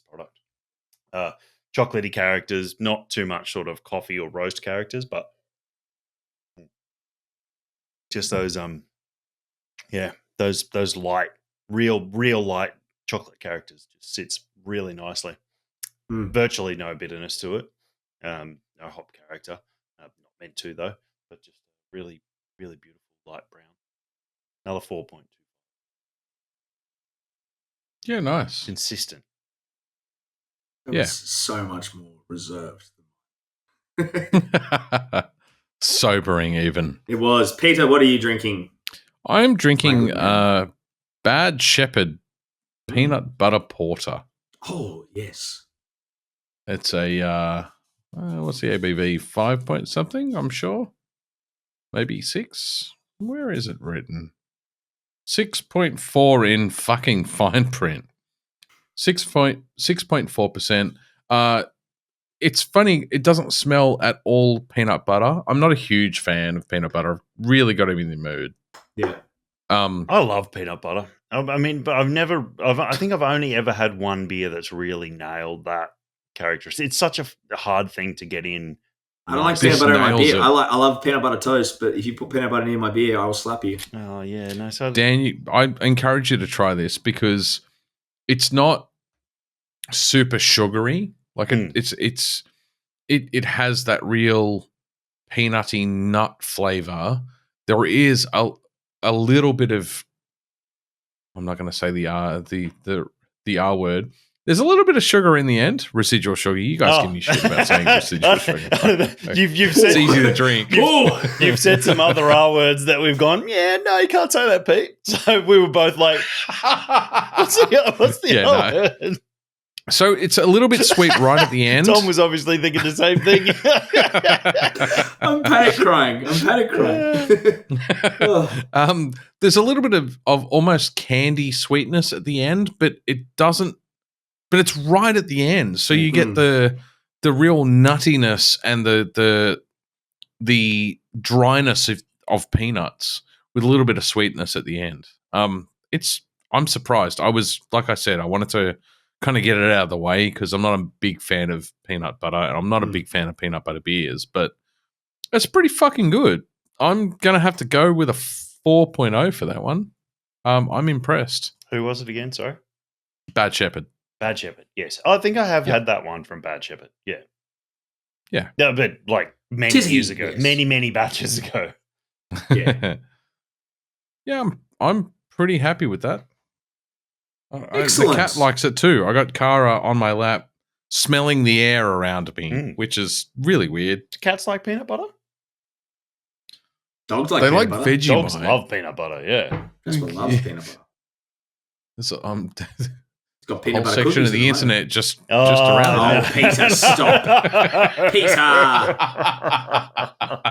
Bad form, Peter. Bad form. Come on. Bad I wasn't form. going to go there. I used to give Crystal her tablets in peanut butter because she would fucking take them any other way. So I'd have to give her a worm tablet smothered in fucking peanut butter. So just so she'd eat it.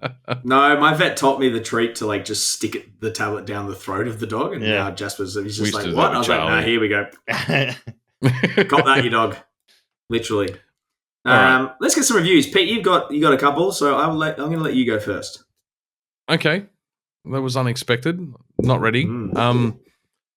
3 Body Problem. Season 1. I think this is the big Netflix one, isn't it? Yes. Yeah, I was going to say I don't remember which streaming service it was on, but so if you look at the reviews on IMDb, there are 2 groups of people. There are the people that read the book and they say it's a steaming pile of shit. And there's the people that have never read the book who, like me, say that it is intricate, interesting, well thought out, and for a theme that, has been done to death in terms of science fiction alien invasion, there's a lot of originality to the story. I was thoroughly impressed. I actually bought the first book and started reading it as a result, because I'm going to go the other way, read the books after the series. But yeah, no, thoroughly enjoyable. Really good series. So I knew there was something different about the books. It's a Chinese science fiction. It is. Yeah. It is. And I couldn't. I was thinking Korean, but it's actually Chinese. Yeah. So I know, we've had this discussion, Pete. I know nothing about it. I've always wanted to. I wanted to read the books, but I always felt inaccessible. Inaccessible. Yeah, like Blindsight did. But I think I still am going to read them before. I don't think you'll find it inaccessible, to be honest. If the books are as well explained as the TV series, then I think that it will be quite accessible, because it doesn't go through, like, you don't need a PhD in quantum mechanics to understand sorry, it. Pete, I dropped out. You haven't read the series yet? No. Okay. No. I bought the books and I started reading the first book. But the problem is the start of the TV series and the start of the books is quite... it's not slow. It's just a bit of a slog to read. Like heavy? Like too much information too quickly, that kind of heavy? Or... It's almost like when you were watching... When I was watching the TV series, the first episode takes you through a series of scenes set in China during the overthrow of the government. I can't remember what the movement was called, but they were killing everyone and burning books and rejecting the rest of society, everything that's not Chinese. So, yeah. And it was lots of factions and lots of, let's kill the educators and burn every book. Yeah, if you wore glasses, you were educated, so you got killed, kind of thing. Yeah. And reject Einstein because he was a Western scientist and all the rest of it. So the TV series moves through that segment quickly, and it's really important at the start of the series because it establishes the psyche of one of the really major players in the story. Okay. So the TV series did a brilliant job of moving through that quickly. It was action-packed, and it was over before it started. Right. And then moves into kind of okay, we've established a character. Now there's a bit of a slow burn character build up, and then it gets really cool really quickly. I got to the slow burn in the book, and it's almost word for word. They did a really good job in the series of recreating the book. Unfortunately, they did a really good job of recreating the slump. They were too slow with the slow burn at the same time. Yeah. I will finish the book. But yeah, no, the TV series is excellent. The concepts are excellent. I've been I've been circumspect in the way that I talk about it because there's a lot of twists in it that you don't see coming or that are quite original. I've not seen a story like it. So I don't want to ruin anything for anyone. It gets a little bit kind of same but different towards near the climax. But once the big reveal happens towards the end of the series, it's a good payoff. Good series. Thoroughly enjoyed it. Recommend it. Yeah, I think we'll have to watch it. Yeah, you'll enjoy it, Dan. I think you and Lou will both enjoy it, to be honest. Very good. What's next? Tom, go. Bad Batch Season 3 is finally ended. This is the end of the Bad Batch saga, to use the term loosely. Look, it was a really, really good ending to the Bad Batch story that we'd seen in the first two seasons. That said, though, there was a middle part of the series where I was really worried it was going to fall into the same trope of just being too Jedi orientated. When they started... Look, it has just dropped. These episodes I'm talking about are, let's say, they're about 6 weeks old. So I can kind of loosely talk about it. When they started talking about M counts without saying the word midi-chlorian, but talking about midi-chlorians, I rolled my eyes. And I'm an episode 1 fan. So, let's just put that out there. Like, what are midichlorians? It was a funny way to. That's a Zack Snyder-esque fucking let's ground this fantasy world in reality for no reason. For no reason, except for being the time that it was in 99, 2000, when you had to try and ground just sci-fi in reality for whatever was reason. Was it 99? Wait. 99 was Phantom Menace. Whoa. Wow. I need to pull back on this. Sorry, I need to interrupt your train of thought here, Tom. I really apologize about this. They're talking about midichlorian counts. Didn't fucking Filoni do Bad Batch and Ahsoka and completely wipe the idea of midichlorian? Well, Filoni's director of this one, and he doesn't say the word midichlorian, to his credit. Oh, God. So he just talks about more contradictions. They could have just had a dyslexia and called it a J count. It's the Jedi measure. How many joints have you had today? Look, they're talking... Not enough. It's the same thing of trying to unnecessarily tie this series into the greater Star Wars mythos in terms of one of the larger plots of this I miss the old days where it was just internally there was internal continuity. The Bad Batch, just doing the Bad Batch thing. This is now, hey, how can we tie this into what's come out in canon recently? Cool. Let's tie this into Project Necromancer, which is the big project that Palpatine works on because he's trying to figure out how to input the Force into clones, which has been well established in the expanded universe. Yeah, Legends. It's the whole thing about Snoke. It's the Dark even Force, the the Dark Force book Mandalorian series. Yeah, it's tying all into that. It's just an unnecessary tie-in.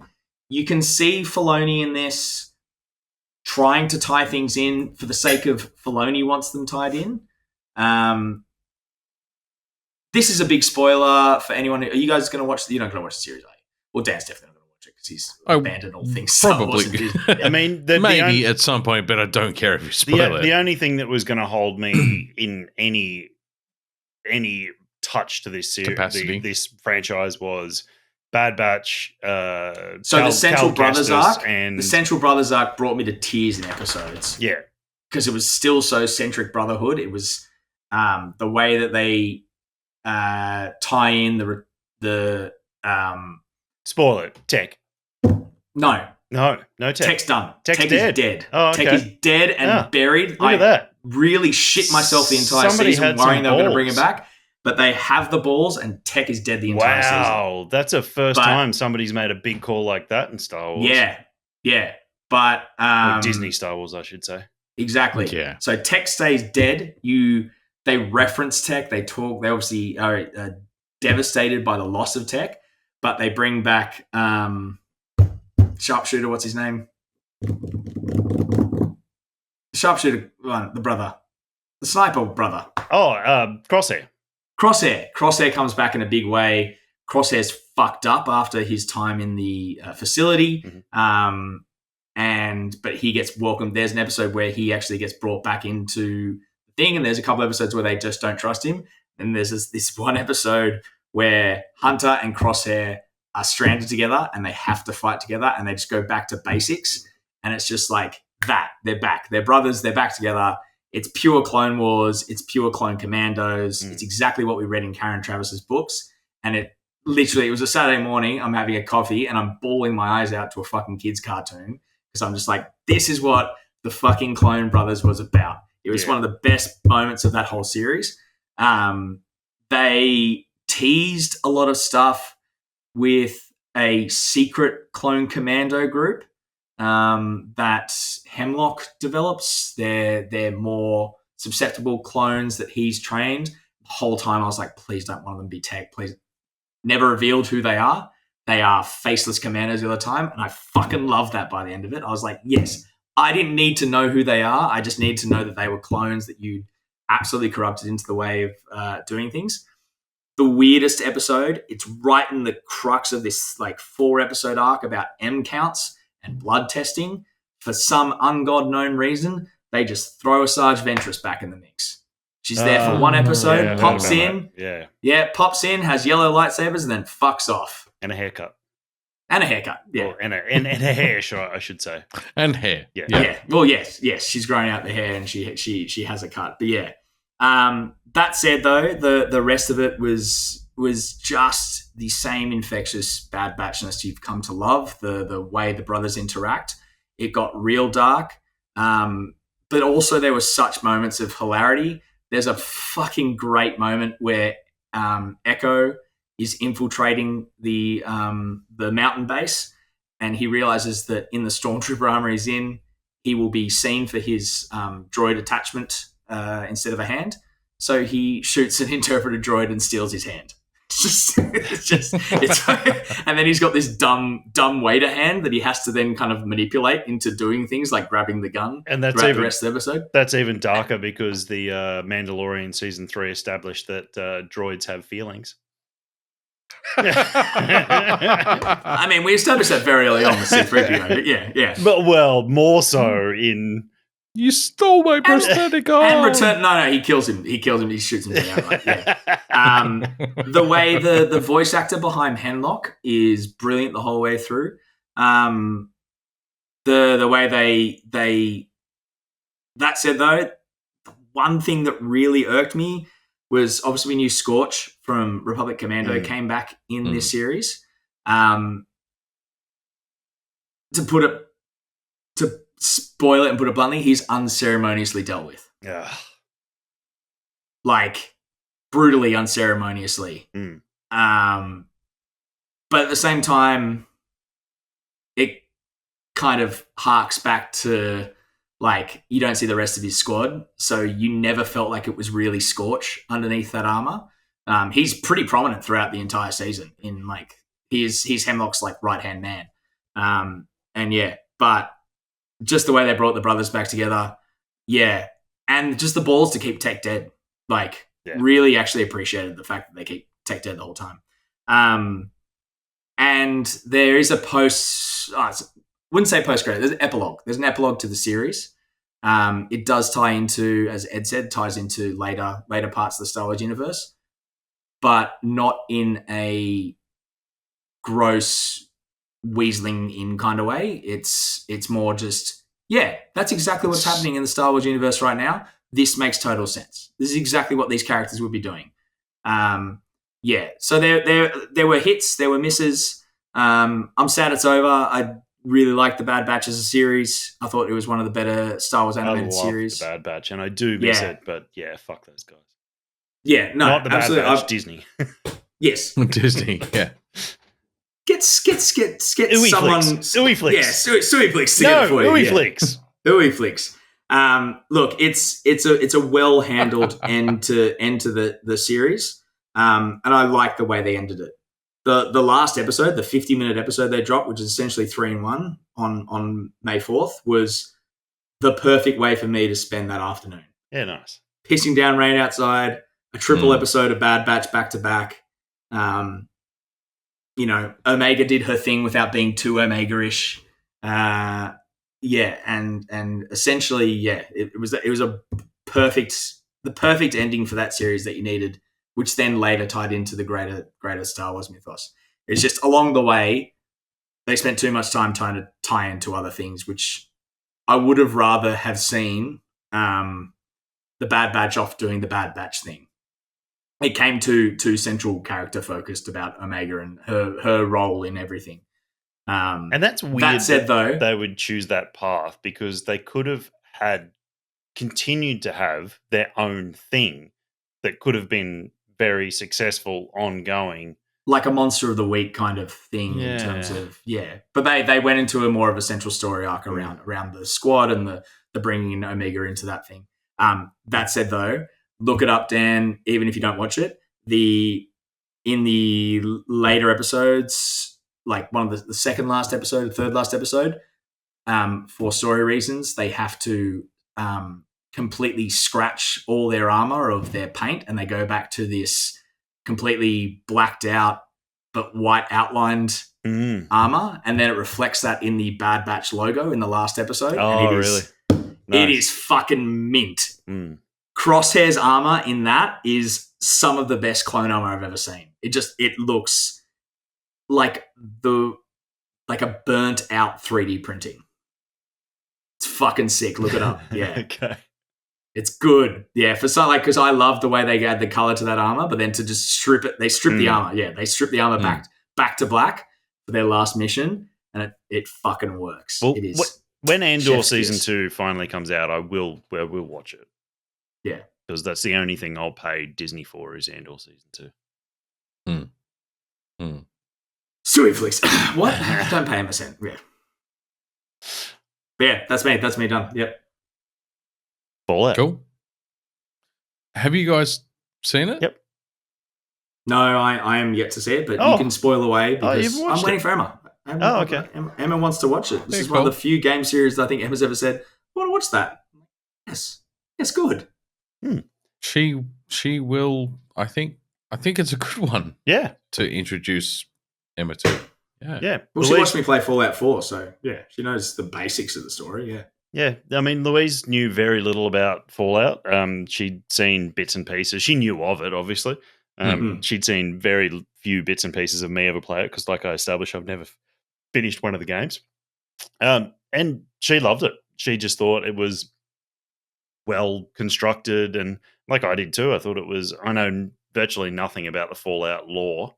I knew some bits and pieces, but I thought it was really well based within the world. I just thought it was everything looked like it should have looked. Felt it was how grounded. It should have felt. Yeah. So it was fun. And it had the no holds barred loopiness of the video game series, the unfettered violence and the fucked upness. It's not just raw violence. It's also that's really messed up that did that way. And that's always been the video game series from day dot. It's not just ultra violent. It's ultra violent and really super dark, humorously ultra violent. Yeah, absolutely. Yeah. And the TV series does that justice perfectly. There were times where I really expected them to pull their punches. No. Like grotesquely dark at times. And yet it felt fleshed out as you could easily see that storyline being a Fallout video game. Yeah, easily. Even down to like the Vault Dwellers and what was going on politically, and like I don't want to paint this as a political thriller because it's not, but like there was some politics going on in the Vault. You do get exposed to that in some of the Fallout games in the past. Absolutely you do. Yeah. Yeah. There's no drawn out story around politics, but you certainly get exposed to the periphery, and then to see it, play out on screen, the main twist, I think was well thought out. It is pretty. I thought, you know what, I sometimes a TV series that is mirroring a well-established game IP talks too much to the core without any real purpose. Like it needs to establish itself, and I'm the truth that you need to believe in for this IP. I thought that the Fallout series told a story that was very key to the world that Fallout as a series is set in without going too far. Yeah, agreed. Do you think that's because they have a very simple world motto in that war never changes? That's the Fallout motto. I don't. It is, but I don't think that's. What the I don't think that's it for the series. Okay. I think it was well grounded in the established canon, and it tells an original story, and it also tells some of the origin story without being an origin story. Like it didn't feel forced. Yeah. Okay. I honestly think they fucking nailed the brief. Yeah. This is great because let's be honest, Pete, when this trailer dropped, you were very skeptical. Yeah. Yeah, I was. Yeah. I was. But it was zany and wacky in the Fallout kind of way. Yeah. It was even the fucked up shit that goes on in the Brotherhood of Steel before they even really enter the story. That first episode, they introduce them and they show you the Brotherhood camp. It really just nails it. I don't want to say I've been holding back talking about it because I don't want to spoil it, but yeah, they really do nail the brief of telling an original Fallout story, well grounded in the Fallout universe. It's an important story, so they gave it gravity without overplaying the hand of making it too central to the overall ethos or the overall IP. Yeah, because it's set slightly after Fallout 4 in the Fallout timeline, but also on the opposite side of the country. Yes. Fallout 4 set in Boston, and this is set more closer to LA. Oh, yeah. And I think the actress that plays the Vault Dweller does a fantastic job of playing she was never ditzy. She was actually really smart, but completely naive. And that's a really challenging brief to nail. Ella to be intelligent but naive. It's book smart as opposed to street smart, but playing it. And that's exactly, that's a perfect way to describe it. But they establish it in a very Fallout way. Within the intro of the first episode. Cool. She is like this because of Fallout reasons. Like I think it's a basic thing that people should understand about the Fallout thing. I'm assuming this is what you're alluding to, is that every vault is a social experiment set up by the government. Like, that's a pretty key concept of the Fallout series. That they explore that as a central theme of the story. No, but I think that's like you should know that going in. Like, you don't need to have any. There is no assumed knowledge. Okay, and I think that's a really good point. Yeah, you don't need to know anything about the Fallout world or the universe to appreciate the story that it's telling you, and it's on point for what's going on in America at the moment too. And I think it just it's lucky happenstance that it's a social commentary today that's as valid as the social commentary the original game was designed to make about America back then. I mean, we watched two different shows, but anyway, don't get into politics. No, my point, Tom, was the in the very first episode, like within the first 30 seconds, when it establishes her as the main character, it shows her fixing pipes and. So in summary, watch Fallout Season 1. It's awesome. We don't know where we got to in that conversation. That was where we got to at the end of that. Okay. Yeah, we started talking about Rebel Moon 2, the Fartbringer. Tom, have you seen Rebel Moon 2? No, in a very hilarious update, I went to go watch Rebel Moon 2 and found out that Emma's family's Netflix has finally locked us out. So I took it as a sign from the gods. Yeah.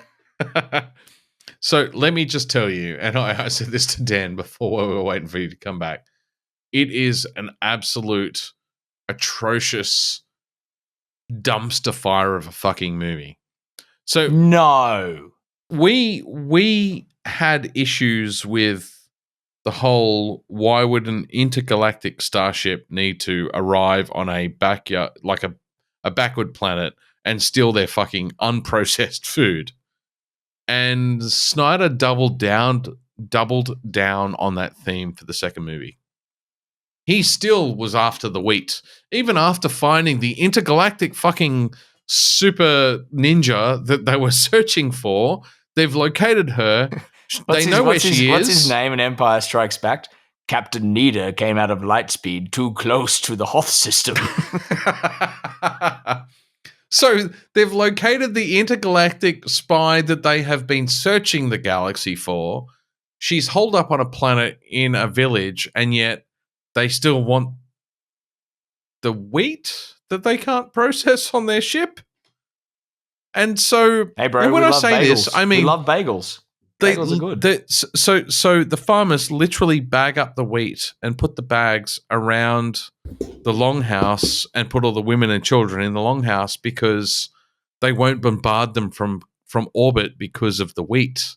And true to form, they don't we can't attack the peasants because they're surrounded by all the bags of wheat. Like, are you fucking serious? Am I smoking crack right now? How the fuck did this make it into a AAA title? It's such a flimsy plot device that there's there's no hiding how bad this is. It was just a steaming pile of shit. Do not watch the movie. It's going to be the new put a lampshade on it, right? It's going to be the hide it behind a bag of wheat. That's going to be the new going to be the new Hollywood trope. Yeah. It might even be a title of the episode. I'm not sure. Behind a bag of wheat, boys.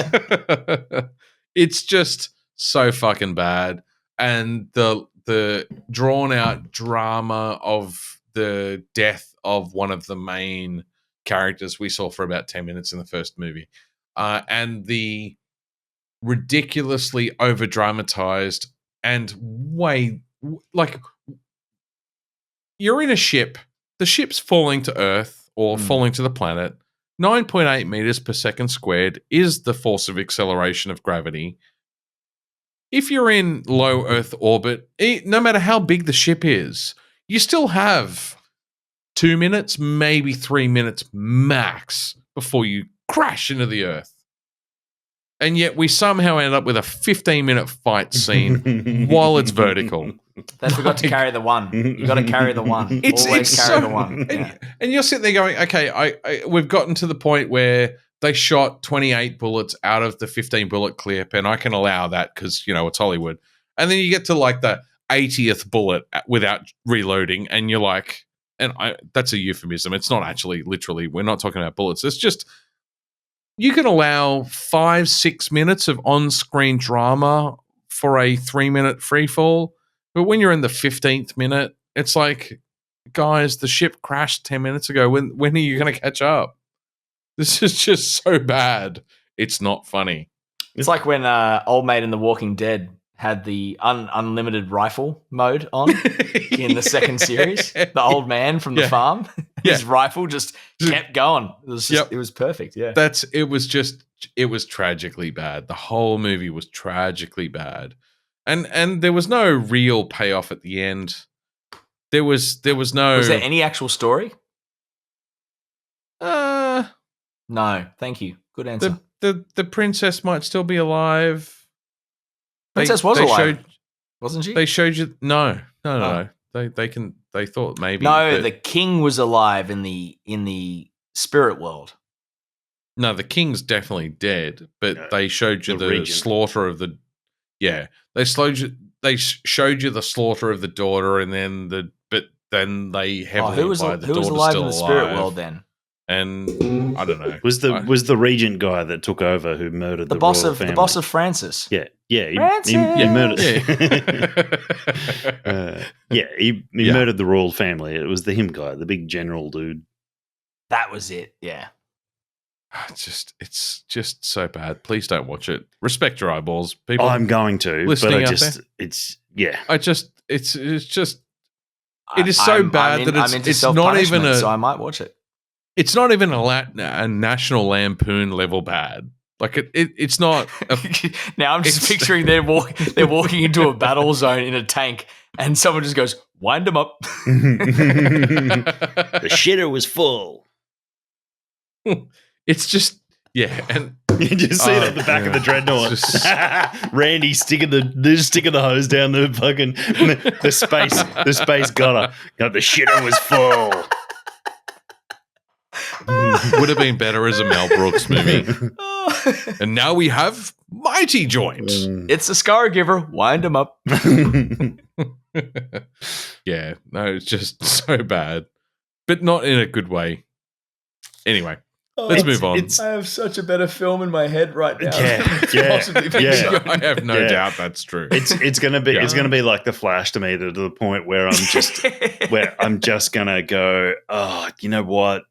This is Band-Aid time. Just do it. That's why I intend to watch The Flash on the flight, because for some reason films on a flight are just weirder and sometimes just funnier. It's the lack of oxygen. Yeah. That's the only way I think I'm going to get through The Flash if I watch it on the flight.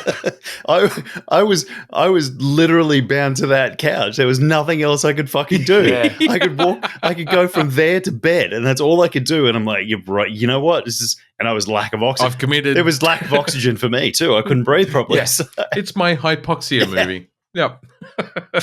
It's just like It's not a sound effect. That's the actual bubbles in my brain exploding. Like, you know, the worst part is, even if the Snyder Cut somehow rescues the movies, it won't. Let's just go through.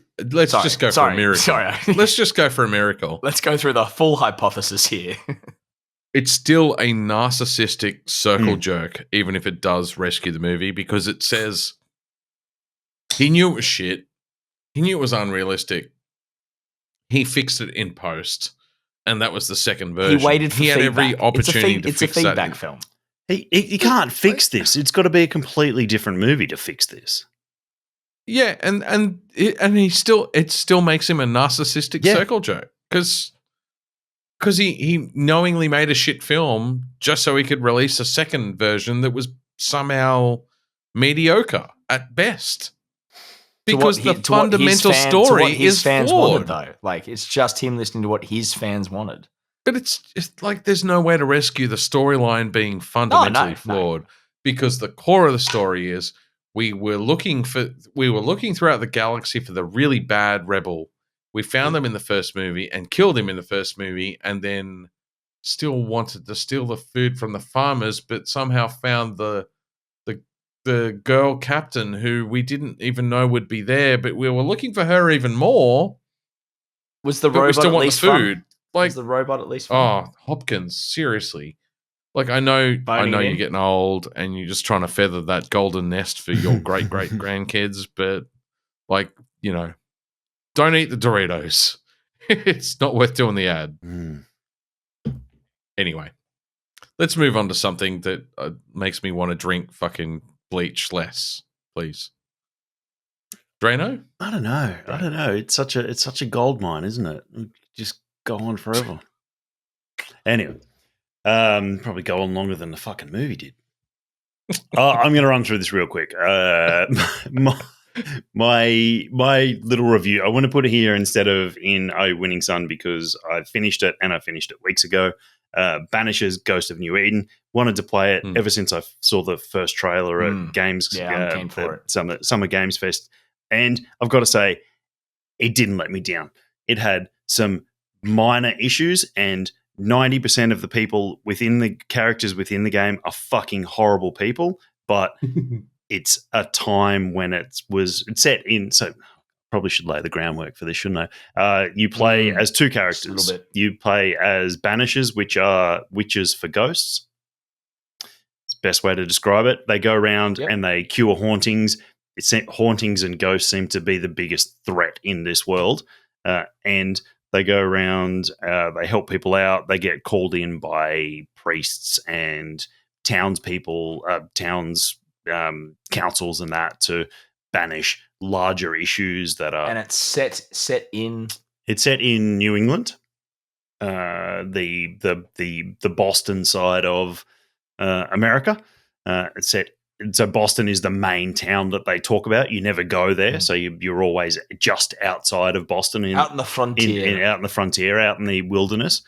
And you play as Red McWraith, a Scottish banisher, and Antea Duarte, who is a is she Cuban? I think she's Cuban. A Cuban banisher.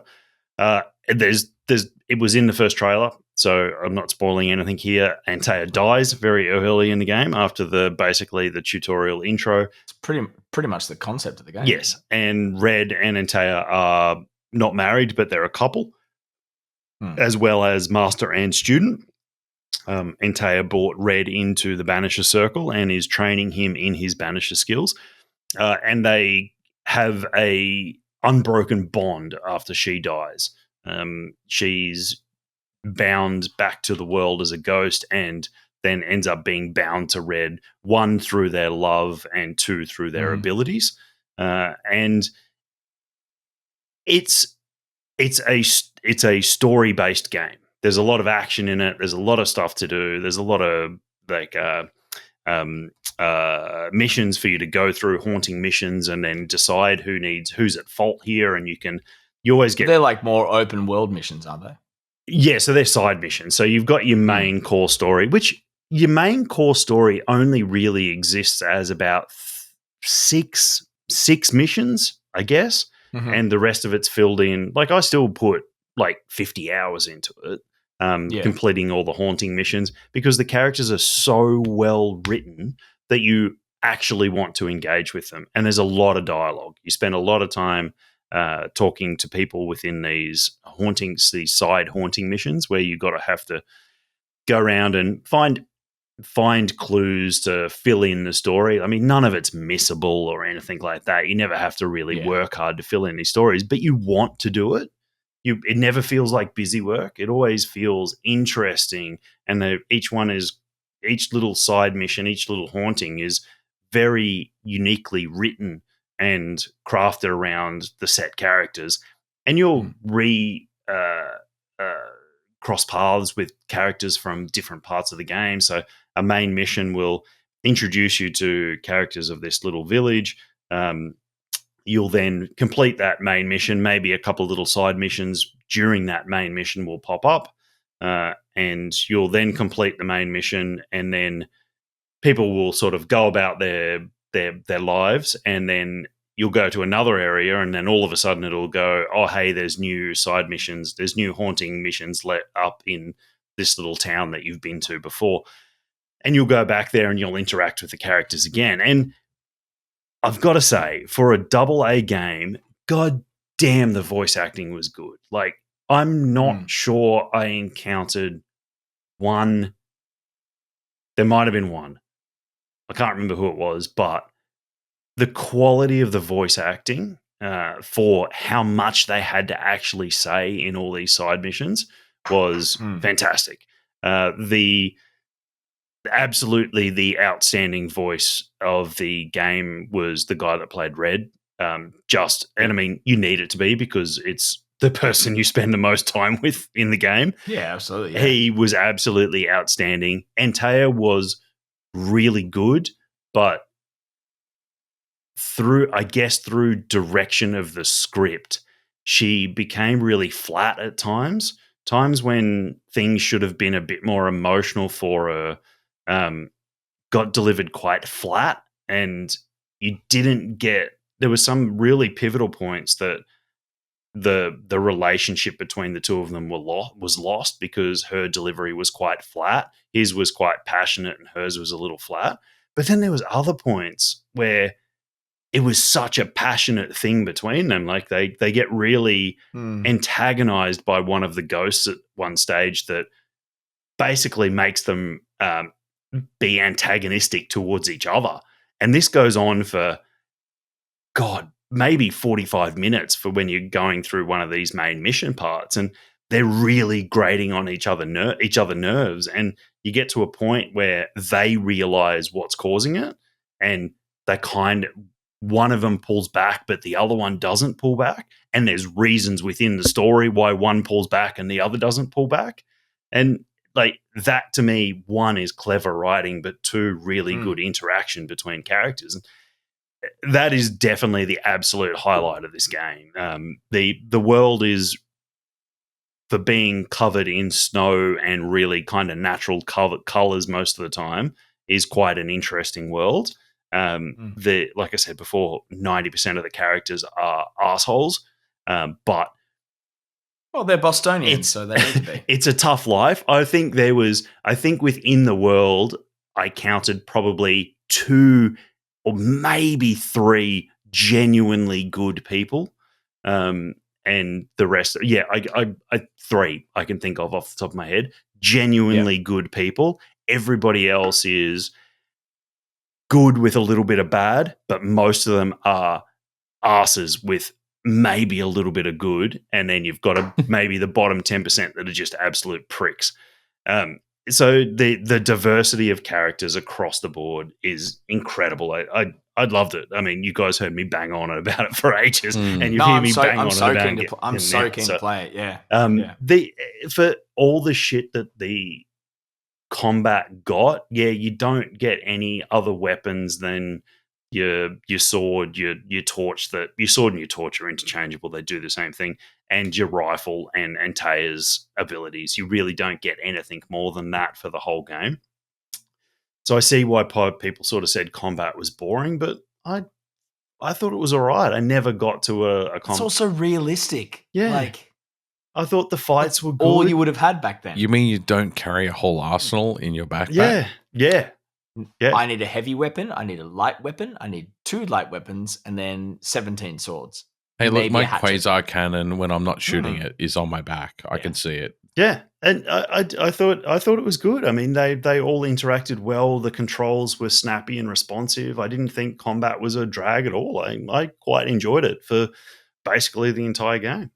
So, but I mean, what absolutely drives you through this game is the characters and the stories and the interactions between the characters, because it is incredible. I absolutely love it, and I don't think it got anywhere near the love it should have gotten, because it's an absolutely fantastic game, and it's fucking beautiful. It's Unreal 5. And it's great. And there's a certain point where you walk out onto a cliff area, and Taya and Red, when you switch between them, see the world differently, obviously. And it's just one point that kind of like Shadow and Mordor. Yeah. Wraith world. Not kind of thing. quite as drastic as that, Okay. but there's definitely things that Antaya sees because of the spirit world that Red doesn't.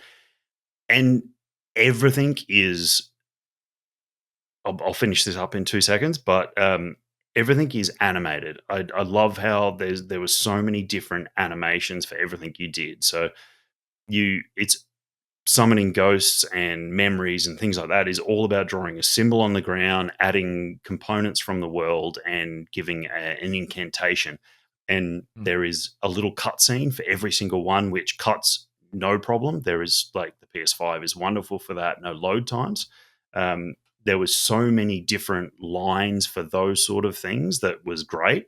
Some of the lines further on got a bit repetitive, where you would break a wall with an ability and you heard those lines repeated a couple of times. That anytime you had to draw a summoning circle, there always seemed to be something almost unique about it. And I loved every time I did it for the whole 50 hours. I fucking loved it. It was great. And the one last animation was, you get to these points that are almost like they're called, I don't want to give too much away, but you get to a point where the ability to travel to another realm gets unlocked, and you have to do it through this like obsidian glass area that you find throughout the worlds. You carve a symbol on it and you say an incantation, and then Red puts his hand on it, and then it switches to Antaya's view from underneath.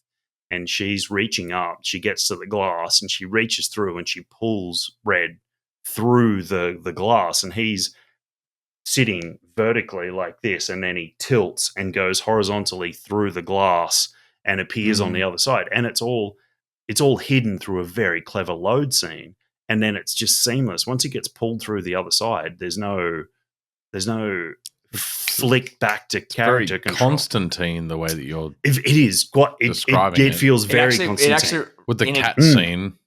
In a game sense, it reminded me of the latest Ratchet and Clank, when you got pulled through the portals to the other worlds, where it just instantly switches, but it switches you from like whatever forest world you're in to just like a deep space world, and it's just like you go through a curtain kind of thing.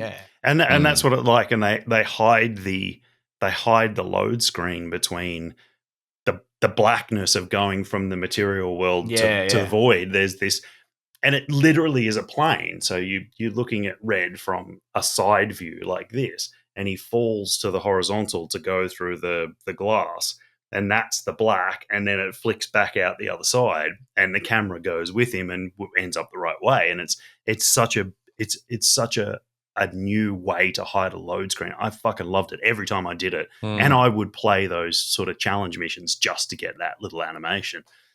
So I loved it. Cool. I loved it. Absolutely loved it. Fantastic. So. And then you watched a bunch of really bad. I'm not even going to cover these. I've got these as other unmemorable stuff. We watched a movie called Dark Harvest. It was fine. These were all fine, I've got to say. Cobwebs, the only other one that was probably notable was Lovely, Dark and Deep. It's about a lady who goes to be... It sounds like how I think my exes would would describe me. Dear. But anyway. I wondered where that was going when he started. Oh dear. Oh no. It's quite a Lovecraftian cosmic horror, psychological horror kind of thing. She's a ranger in the hiking season that is posted at a very remote station, and she's looking for a sister that she lost many years ago in the same park. And it goes through her sort of understanding of what is happening in the park and maybe a little bit of a descent into madness. It's a very quiet, reserved sort of movie that doesn't have jump scares, but is quite mentally horrifying challenging. in terms of the psychological. Exactly. Yeah, all the way through. That's all I'm going to mention on those. Dark Harvest, Cobwebs, and The Harbinger were fine. They were B-grade, post-COVID. Bunch of B-grade horrors. Post-COVID made films that were done on a low budget back to the easy horror movies of old. Fourth beer, Dan? Yeah, I'm going to have to quickly introduce and then go for a pee. New England, the Night Hunter. This is their premium lager, 4.8%. It was done. It was done in conjunction with what are those little Tasmanian things? Quarrels? Devils. Quarrels? No, the little ones. Yeah, I know what you're talking about. I saw one. It was the conservationist was freaking the fuck out that we saw them. I think they are corals or quarrels or. Oh, it says it on the back. Quarrels. So this was done. Quolls? Quolls? No, it's a quoll. There you go. Done with Quoll Rescue. So this was sold to raise money. Oh yeah, they were one of the furry friend chocolates you got. Yeah. Remember that? Yeah. Yes. So sorry, I just kept I started paying attention again rather than writing my beer notes in the things. Sorry. So I love all these labels that Blair's done for New England because they're all really simple colors. There's 2, maybe 3 colors within the labels, and nothing's overstated. Like there's no kaleidoscope of shit on a digital print that people seem to be doing these days. So you're going to put these New England beers in a fridge that are up next to like these stupidly colorful digital prints that can use a gazillion colors, and labels you only get. I mean, labels you can, but you really want to keep it simple.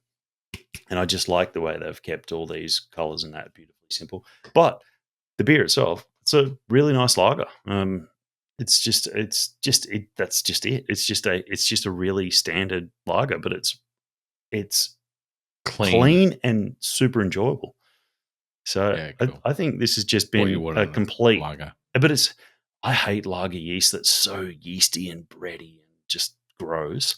This is not like that, and I think they've done a good job of it. So I think this is a fully consistent 4.259. Yeah, I got to pee. 4.259. I don't think he realised what he said there. 4.25 night. Right. Not what I heard. I'm totally running that down as 4.259. Tom, what are you drinking, mate? Fuck your piss. Sorry. I did skull a fucking 8.5%. Yeah, no, I love it. It's just the way you just said that to the camera, and you're just like, well, Pete's drunk. But delightfully so. We're in our fifth quarter, so we are in our fifth quarter. I got sucked into the void for a bit of that, and that's no one's fault. We blanked that out. Yeah, it's all good. No, you should keep that in. It's me just jumping in. Help! Where am I? Let me back. We just got to get you through your Are You Winning, Son in 15 minutes or less, and we'll be fine. Yeah, it's fine. I can do it in 2. I'm drinking Small Gods, the Arm Race. Arms Race. Arms Race? The Arms Race. That's a really cool label. Beer. That's a very cool label. Yeah. Really, really. China would be proud. China would be proud. I was thinking really space race, though. Like really Soviet, like Kennedy era US space program. Yeah. It's a 100 IBU double IPA. It comes in at 9.3%. Is it really 100 IBU, though? I don't know how to measure this shit. Dan just fucking keeps going on about it. It's 100 IBUs, Dan. 100 IBUs. Do you need to measure how small my testicles get by the end of Does I it get to the melt beer? your face when you sip it? It is dank as fuck. It's delicious. I love it though. On my scale, it should be 110 IBUs because I love it 110%. This is the kind of IPA that I want. I want it big and bitter and round and in your face. Who's it And that's from? exactly what it is. Small Gods, the arms race. that one. Look at the can art. Look at that. Oh, yeah. Nice. Oh, yeah. Oh, yeah. Also, it is fucking bang on. That is smack bang on. Look at that. You can't even. I'm not even going to put the keys in. You could park the car in that correct. This is not a coward's IPA. This is a big, bitter, dank, resinous, sweet yet bitter IPA. This is delicious. This very well could be 100 IBUs. I don't know. Like, I'm not going to be the one to say that, but I fucking love it. 5 stars. 5 stars. Where are we out of 5? 5. 5. 5 stars out of... Sorry, I am drunk. Shut up. Well, all right. How many out of 5, Tom? 5. Where are we out of 5 on the 5 scale? I said 5, Pete. Yeah, sorry. Yeah. 1? No. 2. Shield Wall Porter. It's 6.5%. Shut up, Tom. You're going to throw me off my game. I'm going to throw you off your game. I'm a concierge of beer. Shut up. Concierge beer. Not a connoisseur, concierge. No, yeah, you are, yeah. It's I got the campfire thing early on when I first cracked it. It's been sitting on my desk for a while, so it's warmed up.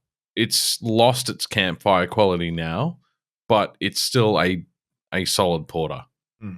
So I got the campfire quality at the start, the smokiness. Oh, actually, this is going to be a fun experiment. What's the date on yours? What's the last guy that said that to me? Yeah, what? What's your canned on and best before date? He's getting there. Hang on a second. Getting there. Oh, this is going to be fun. He's going to find it. So as he tips it up above his keyboard. It's not there. No. Pete, it's there. Next to the There. barcode. It says, what does it say? Canned on the 24th of the 1st. Oh, cool. No, we did because we bought it from a semi-major retailer. We got the same Which we named 11 times at the start, so no need to hide those them fuckers now. in Artarmon with their shitty fucking driveway. Yeah, shit. Best before best before 24th of July. No, yeah. No, we got the same. Canned on same, the 24th of January. No, we got the same brewer. It's just Same it's batch. Interesting sometimes with those. It's just warmed up. It's warmed up a fair bit though. Yeah. So like it's warmer than I would typically drink, even a dark beer. So, it's still pretty good though. It's kind of getting to the. It is getting to the soy sauce kind of end of the spectrum now though. Going to give it a 4.25. I think it's still pretty good. Yeah.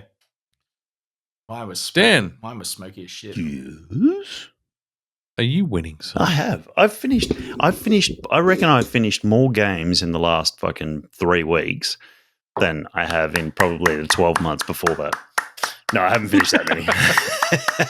No, I finished Banishers, which I just banged on about too long. The other big one I played and finished, it was only about 9 hours worth of first gameplay, was Frostpunk. I've been thinking about trying to get into city builders for a long time. And Frostpunk came up on sale on Steam for $8.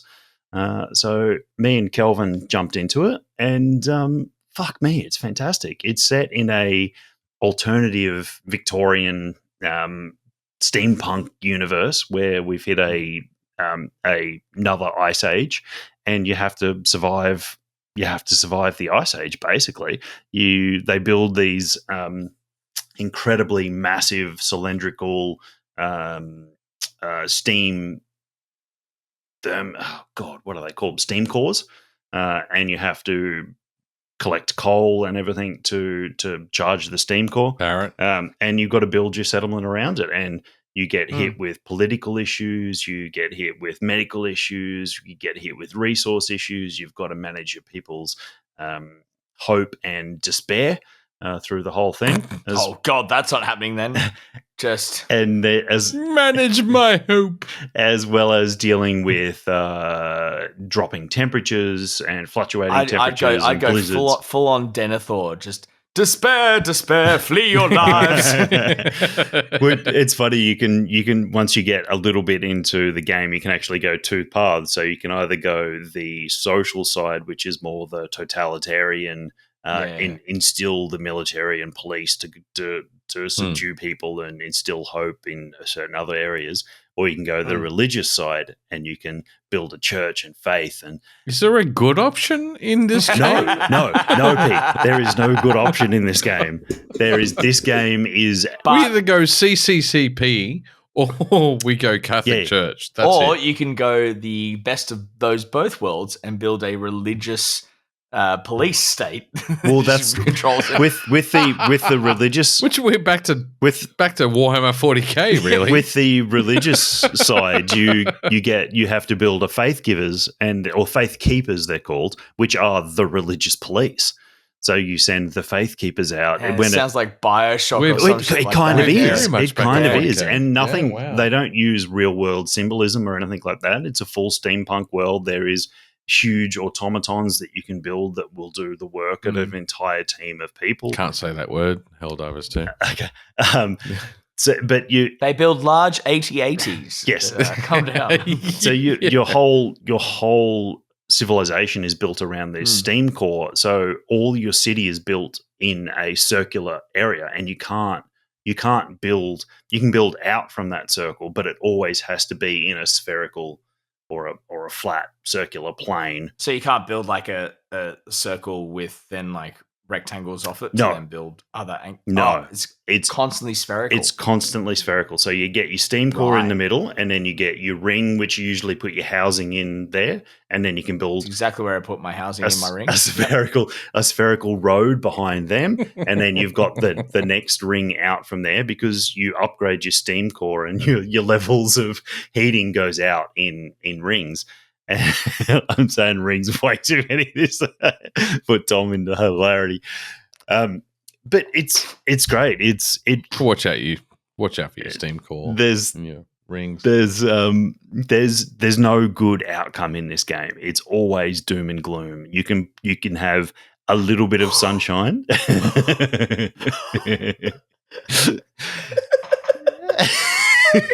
He's gone. He's gone. He's gone. Yeah. There's a little bit of hope distilled there, but most of it is doom and gloom, and it's just fun. And me and Kelvin have started to set ourselves challenges on the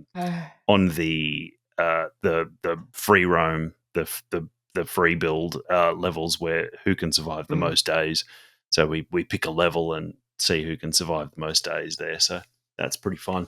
And then I opened up God of War Ragnarok on New Game Plus and have been Did you? punching through that. Yeah. So very nice. So, I didn't know you were doing that, you cheeky devil. Yeah, I started that last week, and it's fun. Like it's thanks for the update. It's you dog. wonderful to be back in that God of War Ragnarok world. The only problem is I find myself, and this is one thing I hate to do with games, is I find myself going down the route of an optimization build, because you have the spear and the blades and the axe. So I've got a chest armor that gives me I've got a staggered build. So I can basically take out any enemy now in a couple of hits, because I've got a stagger build, and I just run up to him with the spear, like charge up to him, do the big Achilles dive in,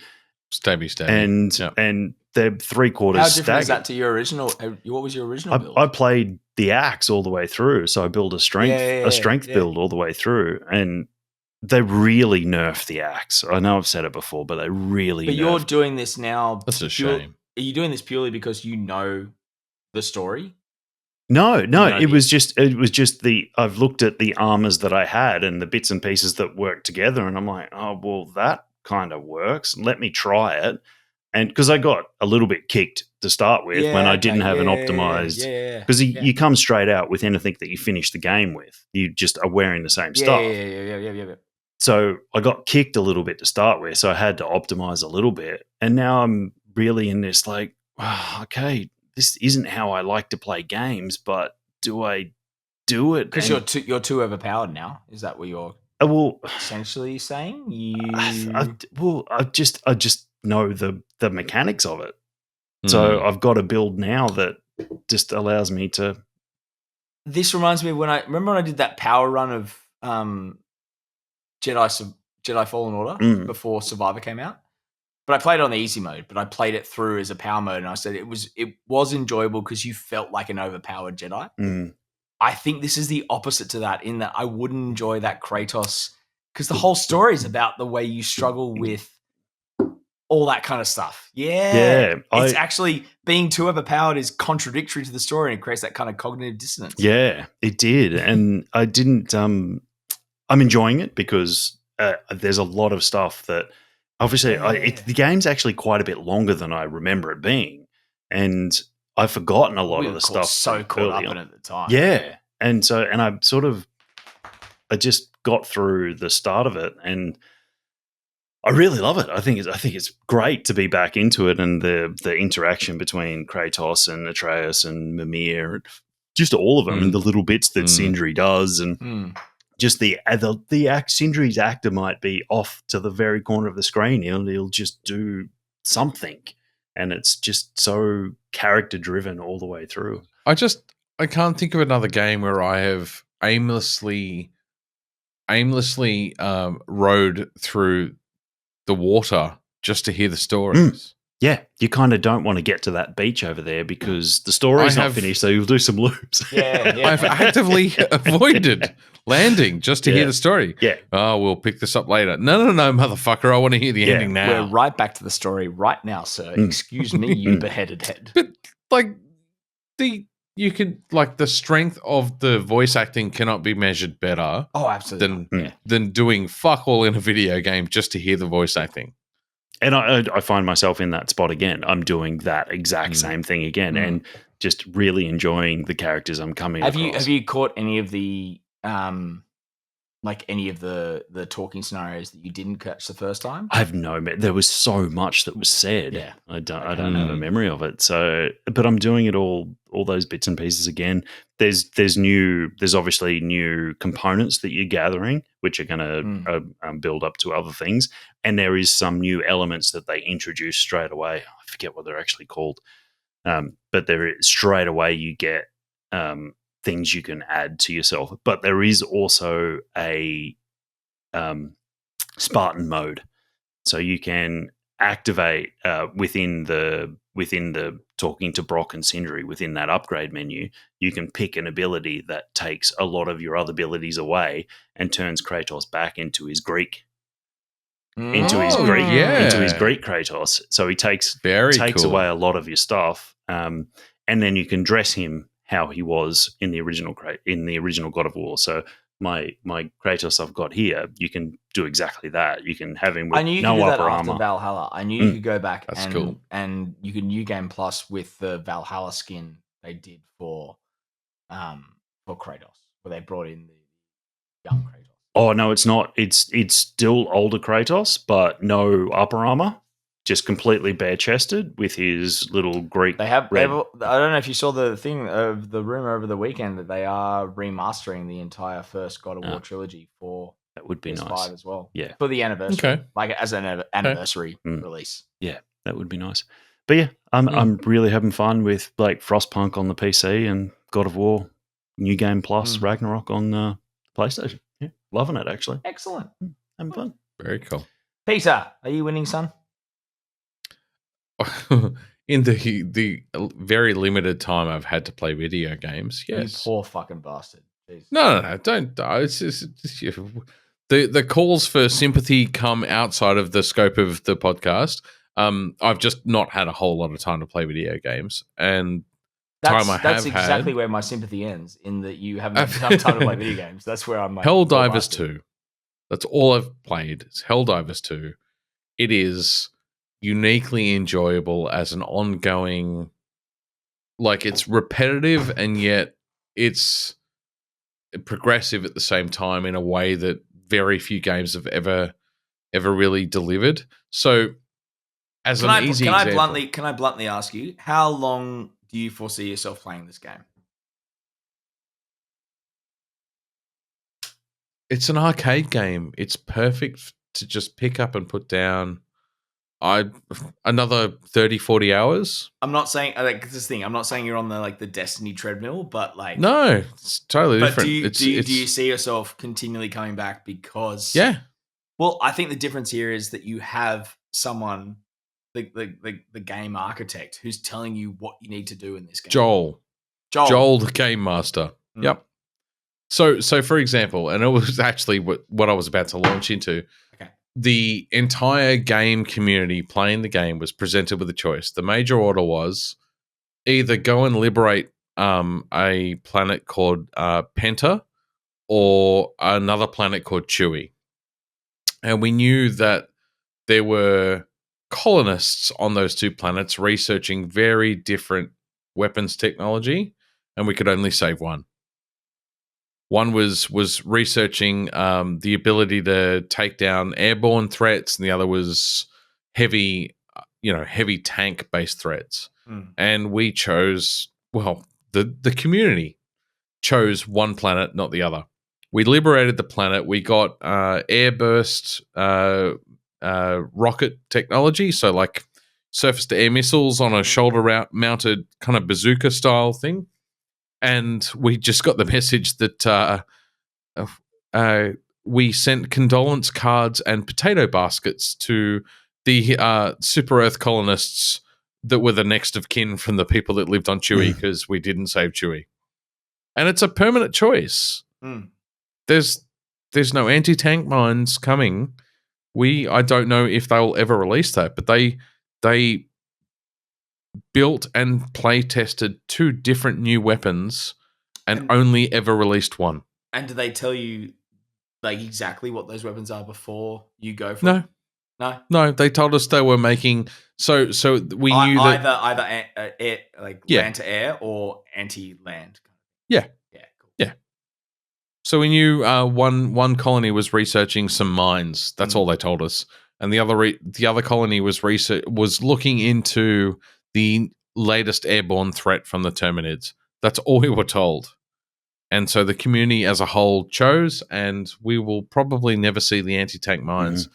And so I personally love that because their allegiance is to the Republic and to democracy.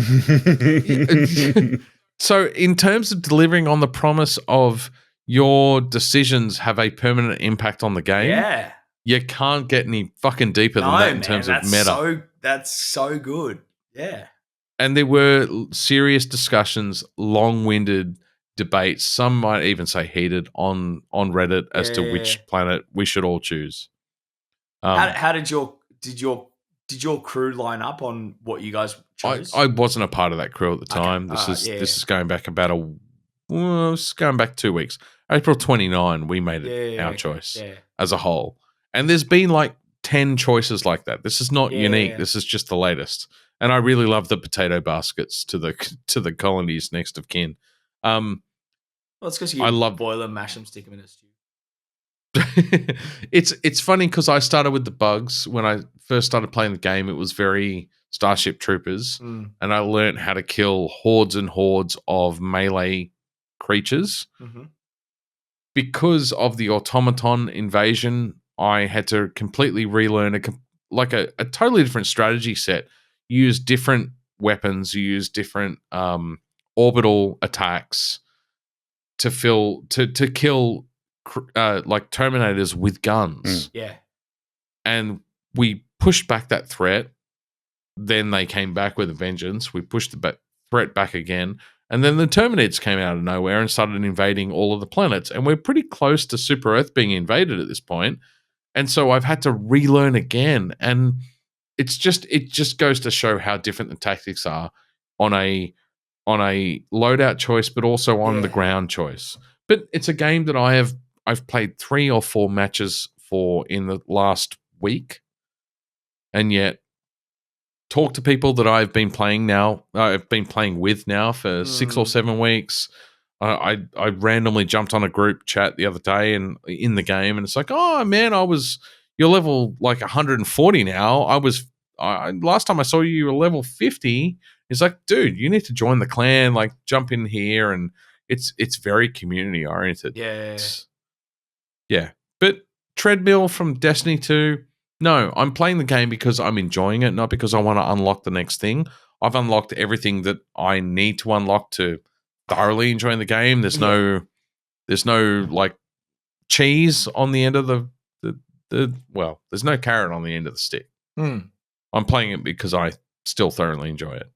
But also they're doing a much better job of like the story engaging you rather than just the treadmill. Yes.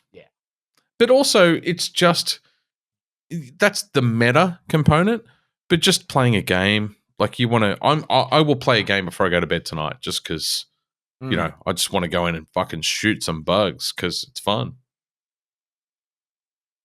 That's winning, son. That's winning. Tom, are you winning, son? Oh, fuck, am I winning, son? You better fucking believe it. Double platinum weekend, baby. I'll start with Spec Ops. Spec Ops is a brilliant game. You guys didn't play it, did you? No, you said you were playing this, yeah. But yeah, just go check out the YouTube videos. Like, it's been delisted in so many regions now. It's just such a great compare and contrast is probably the better term. Compare and contrast of the Vietnam War with all iterations of the Middle Eastern wars compared with America's, hyper militarism, like the way they worship their even their police are militarized these days. Absolutely, yeah. So it's a great review of that in a video game sitting, especially when like the first half you're just like, oh yeah, this is just a shoot 'em up. It's a military shooter, and then you're like, fuck, I just committed war crimes without realizing it. Well, shit, guess I need to go to the Geneva Convention and don't you hate it when that happens? Though? Yeah. It's just like, oh no, war crime again. Oh, not again. Yeah. And then the rest of it is like, so I played on the hardest difficulty. It was punishing, but the checkpoints were rewarding. It was like such a classic PS3 title in that like you finally got through that fucking firefight.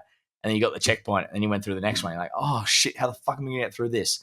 But then again, you got to the end of that, and you're just like, oh, checkpoint. Checkpoints are the best. God bless. It's like winning a super marathon. Like it's just literally crossing the line. It's exactly that. It's the try line. It's the cup of water at that marathon mark. It's just whatever it is. There were so many times within it, I was just like, fuck, man, I can't get through this game. And then you finally do it. You find that sweet spot where you can snipe through their heads. Whatever. It's very graphic as well, this game. For a PS3 game, it was entirely graphic. Like, the only way you could kill certain enemy types was with one headshots with a deagle. And you did it, and their heads just went literally like cotton candy. Just, see you later. Pink mist. Yeah, absolutely. So that was really fun. It was finally good to, like, the story was great. I the second time I played it on the super hard mode, I finally played like the shit story version of it because there's very diverging stories. I was definitely the war criminal that entire time. Unfortunately, more enjoyable. Never picked it. Uh-oh. Oh no. Bad sign. The other time it was like, oh yeah, I'm not going to kill these civilians. That civilian just killed my squad member. I'm going to mow them all down. Like, it's that kind of choice scenario. Like, yeah, that kind of thing. Right. Yeah. And then I went back to, I needed a break from Assassin's Creed. It was too much assassinating, whatever. Creeding. Yeah. Yep. Got up to 3. I'm really enjoying 3 now that I'm back to it. I love 3. Yeah, 3 was good. It's good story. It's good setting. But after multiple 2s and 1s and 4s and unities mixed into that for whatever reasons, I just needed a break. So I for whatever reason, played Mirage. No, I jumped back into Star Wars Battlefront 1 from 2015 randomly. and I was at about 50% of the completion. And I was like, oh, cool, I'll jump back in. And then I got a message from some dude randomly on PSN. He's like, hey, bro, do you want to join our boosting group? And I was like, yeah, man, I'll join. I'll just churn through some XP. And then the fever hit. And then suddenly I was getting up at 5 a.m. to play with some dudes online to do a specific trophy that they needed. I already had. But if I helped them, the next weekend, they'd help me get another trophy I needed. It got crazy. But always dangerous. Let me tell you, the greatest thing that has happened to me in playing online with other people was that it was about 2 Saturdays ago, about 6 a.m. in the morning, and I was playing with this guy from Germany. And he had the classic, like, oh, yes, we're playing from Germany. Yeah, we're going to play this game, play a little Battlefront game. We're going to shoot some Imperial Stormtroopers. And I was already chuckling. I was like, this is great. This is the only reason I woke up at 5 a.m. is to hear this guy voice. And he goes, oh man, this guy just keeps killing me. And I was like, oh, bro, who is it? Like, if you need to jump in this, because he needed to stomp people in an ATST. So I was designated to protect him. Stompy. Yeah. Oh, so you were the protector. I was running around shooting people before they could shoot his ATST, so he could keep stomping our friends who were on the opposite team. It was a boosting session. He goes, hey man, hey, Gondorian Jedi, I can't believe it, but you're playing really well and you're shooting all the guys, but Big Fatty Daddy 11 keeps shooting me in my ATST. I fucking lost it. I have never laughed playing a game. He just goes, no, Big Fatty Daddy keeps shooting me. I can't play because Big Fatty. I was just like, dude, can you just stop talking? Can you just say Daddy 11? No, that doesn't work. Just say number 11 keeps shooting me. And he goes, why? Can you not find Big Fatty Daddy 11? And I was like, no, I can find Big Fatty Daddy 11, but just I want Big Fatty Daddy 11 to keep shooting you because of the way that you keep saying it. But that said, after multiple 5 a.m. wake-ups playing it, I finally got the platinum. And then it was Saturday afternoon, May 4th. I'd finished Bad Batch, and I jumped back into AC3.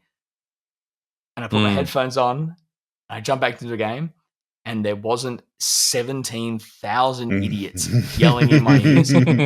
I've never felt so zen playing a video game. I had the best weekend after that. Like, I'm very grateful to everyone who helped me achieve that platinum. I'm very grateful for all the people who stayed up past the time. They needed to go to sleep. They'd already finished the game, whatever they had to do. But, God, they just never shut the fuck up. It's funny. I was only... and. I think we might have talked about this pod on Jesus. Keep drinking, Pete. We might have talked about this on the podcast before. You can carbon date people based on their fucking PSN name. So if they don't have a bunch of ridiculous punctuation and or numbers in their name, you know they were born in our era because we were the original kind of PlayStation crew. There were some sessions I played that I suddenly got 8 friend requests from these like guys. Yeah, but there's always 11 digits in their fucking name. And then you check their profile and they have like no game is completed. Not a single one is completed, but everything is and you're just like, oh, cool, your children playing. I'm actually not going to add you to my PSN because I'm a 30 plus adult. I don't think I should have you. Dan's PSN name is a bit of an exception because he put numbers in it for a reason. But like, I've got no numbers in my name. Neither do I. Because we built our PlayStation name because it's got to be globally unique across the entire spectrum. Yeah. We built them long enough ago that you didn't need to add a number on the end. But these days, there is no kid who is in their late teens who's not really a kid, but you know, from our perspective, they are. There's no kid in their late teens who does not have numbers in their name or wacky punctuation. You can date them pretty quick. You can age them pretty quickly. No, I get what you're saying. Yeah. Online. Hey, but that said, the minute I meet someone whose name is Gondorian Jedi _2, I will beat them to within minutes of their living breath. Yeah. They're either going to marry them or kill them. Yeah. Oh, kill them instantly. There can only be one. That can only Anyway, be so one. I am winning, son. I Yeah. got a double platinum on the weekend. I never thought that I would get the platinum for Battlefront 1. I am very grateful for everyone who helped me. But there was also, I do need to give myself some credit. There was an amount of skill. Those single player missions were fucking horrendous.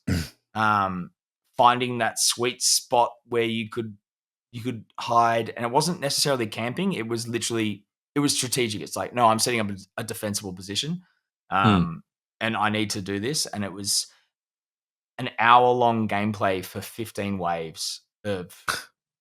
It's fucking brutal, man. Like, but it's an endurance test, and it's up there with some of my greatest achievements. It's a 0.3% platinum. Wow. Wow. Like, I'm fucking proud of it. And to get the platinum on May 4th with a snow speeder, airspeeder cool. taking down an 80 with the tow cable, yeah. As I was getting the fucking shit shot out of me as well in that match, because that fucks up the mini game.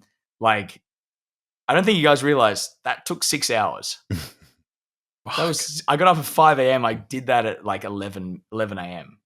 Jasper was sitting there the whole time being like, what the fuck is wrong with me? My neighbors heard me like 6 doors down as I finally got it and screamed, while the missus yes. is overseas, it's the only time you could have achieved this platinum. It was a perfect confluence Absolutely. of events. No, this is the whole thing, because I was setting alarms for 5 a.m. to wake up to play this fucking game. She never would have let that sarcastic. slide. It's a perfect confluence of events. Yep.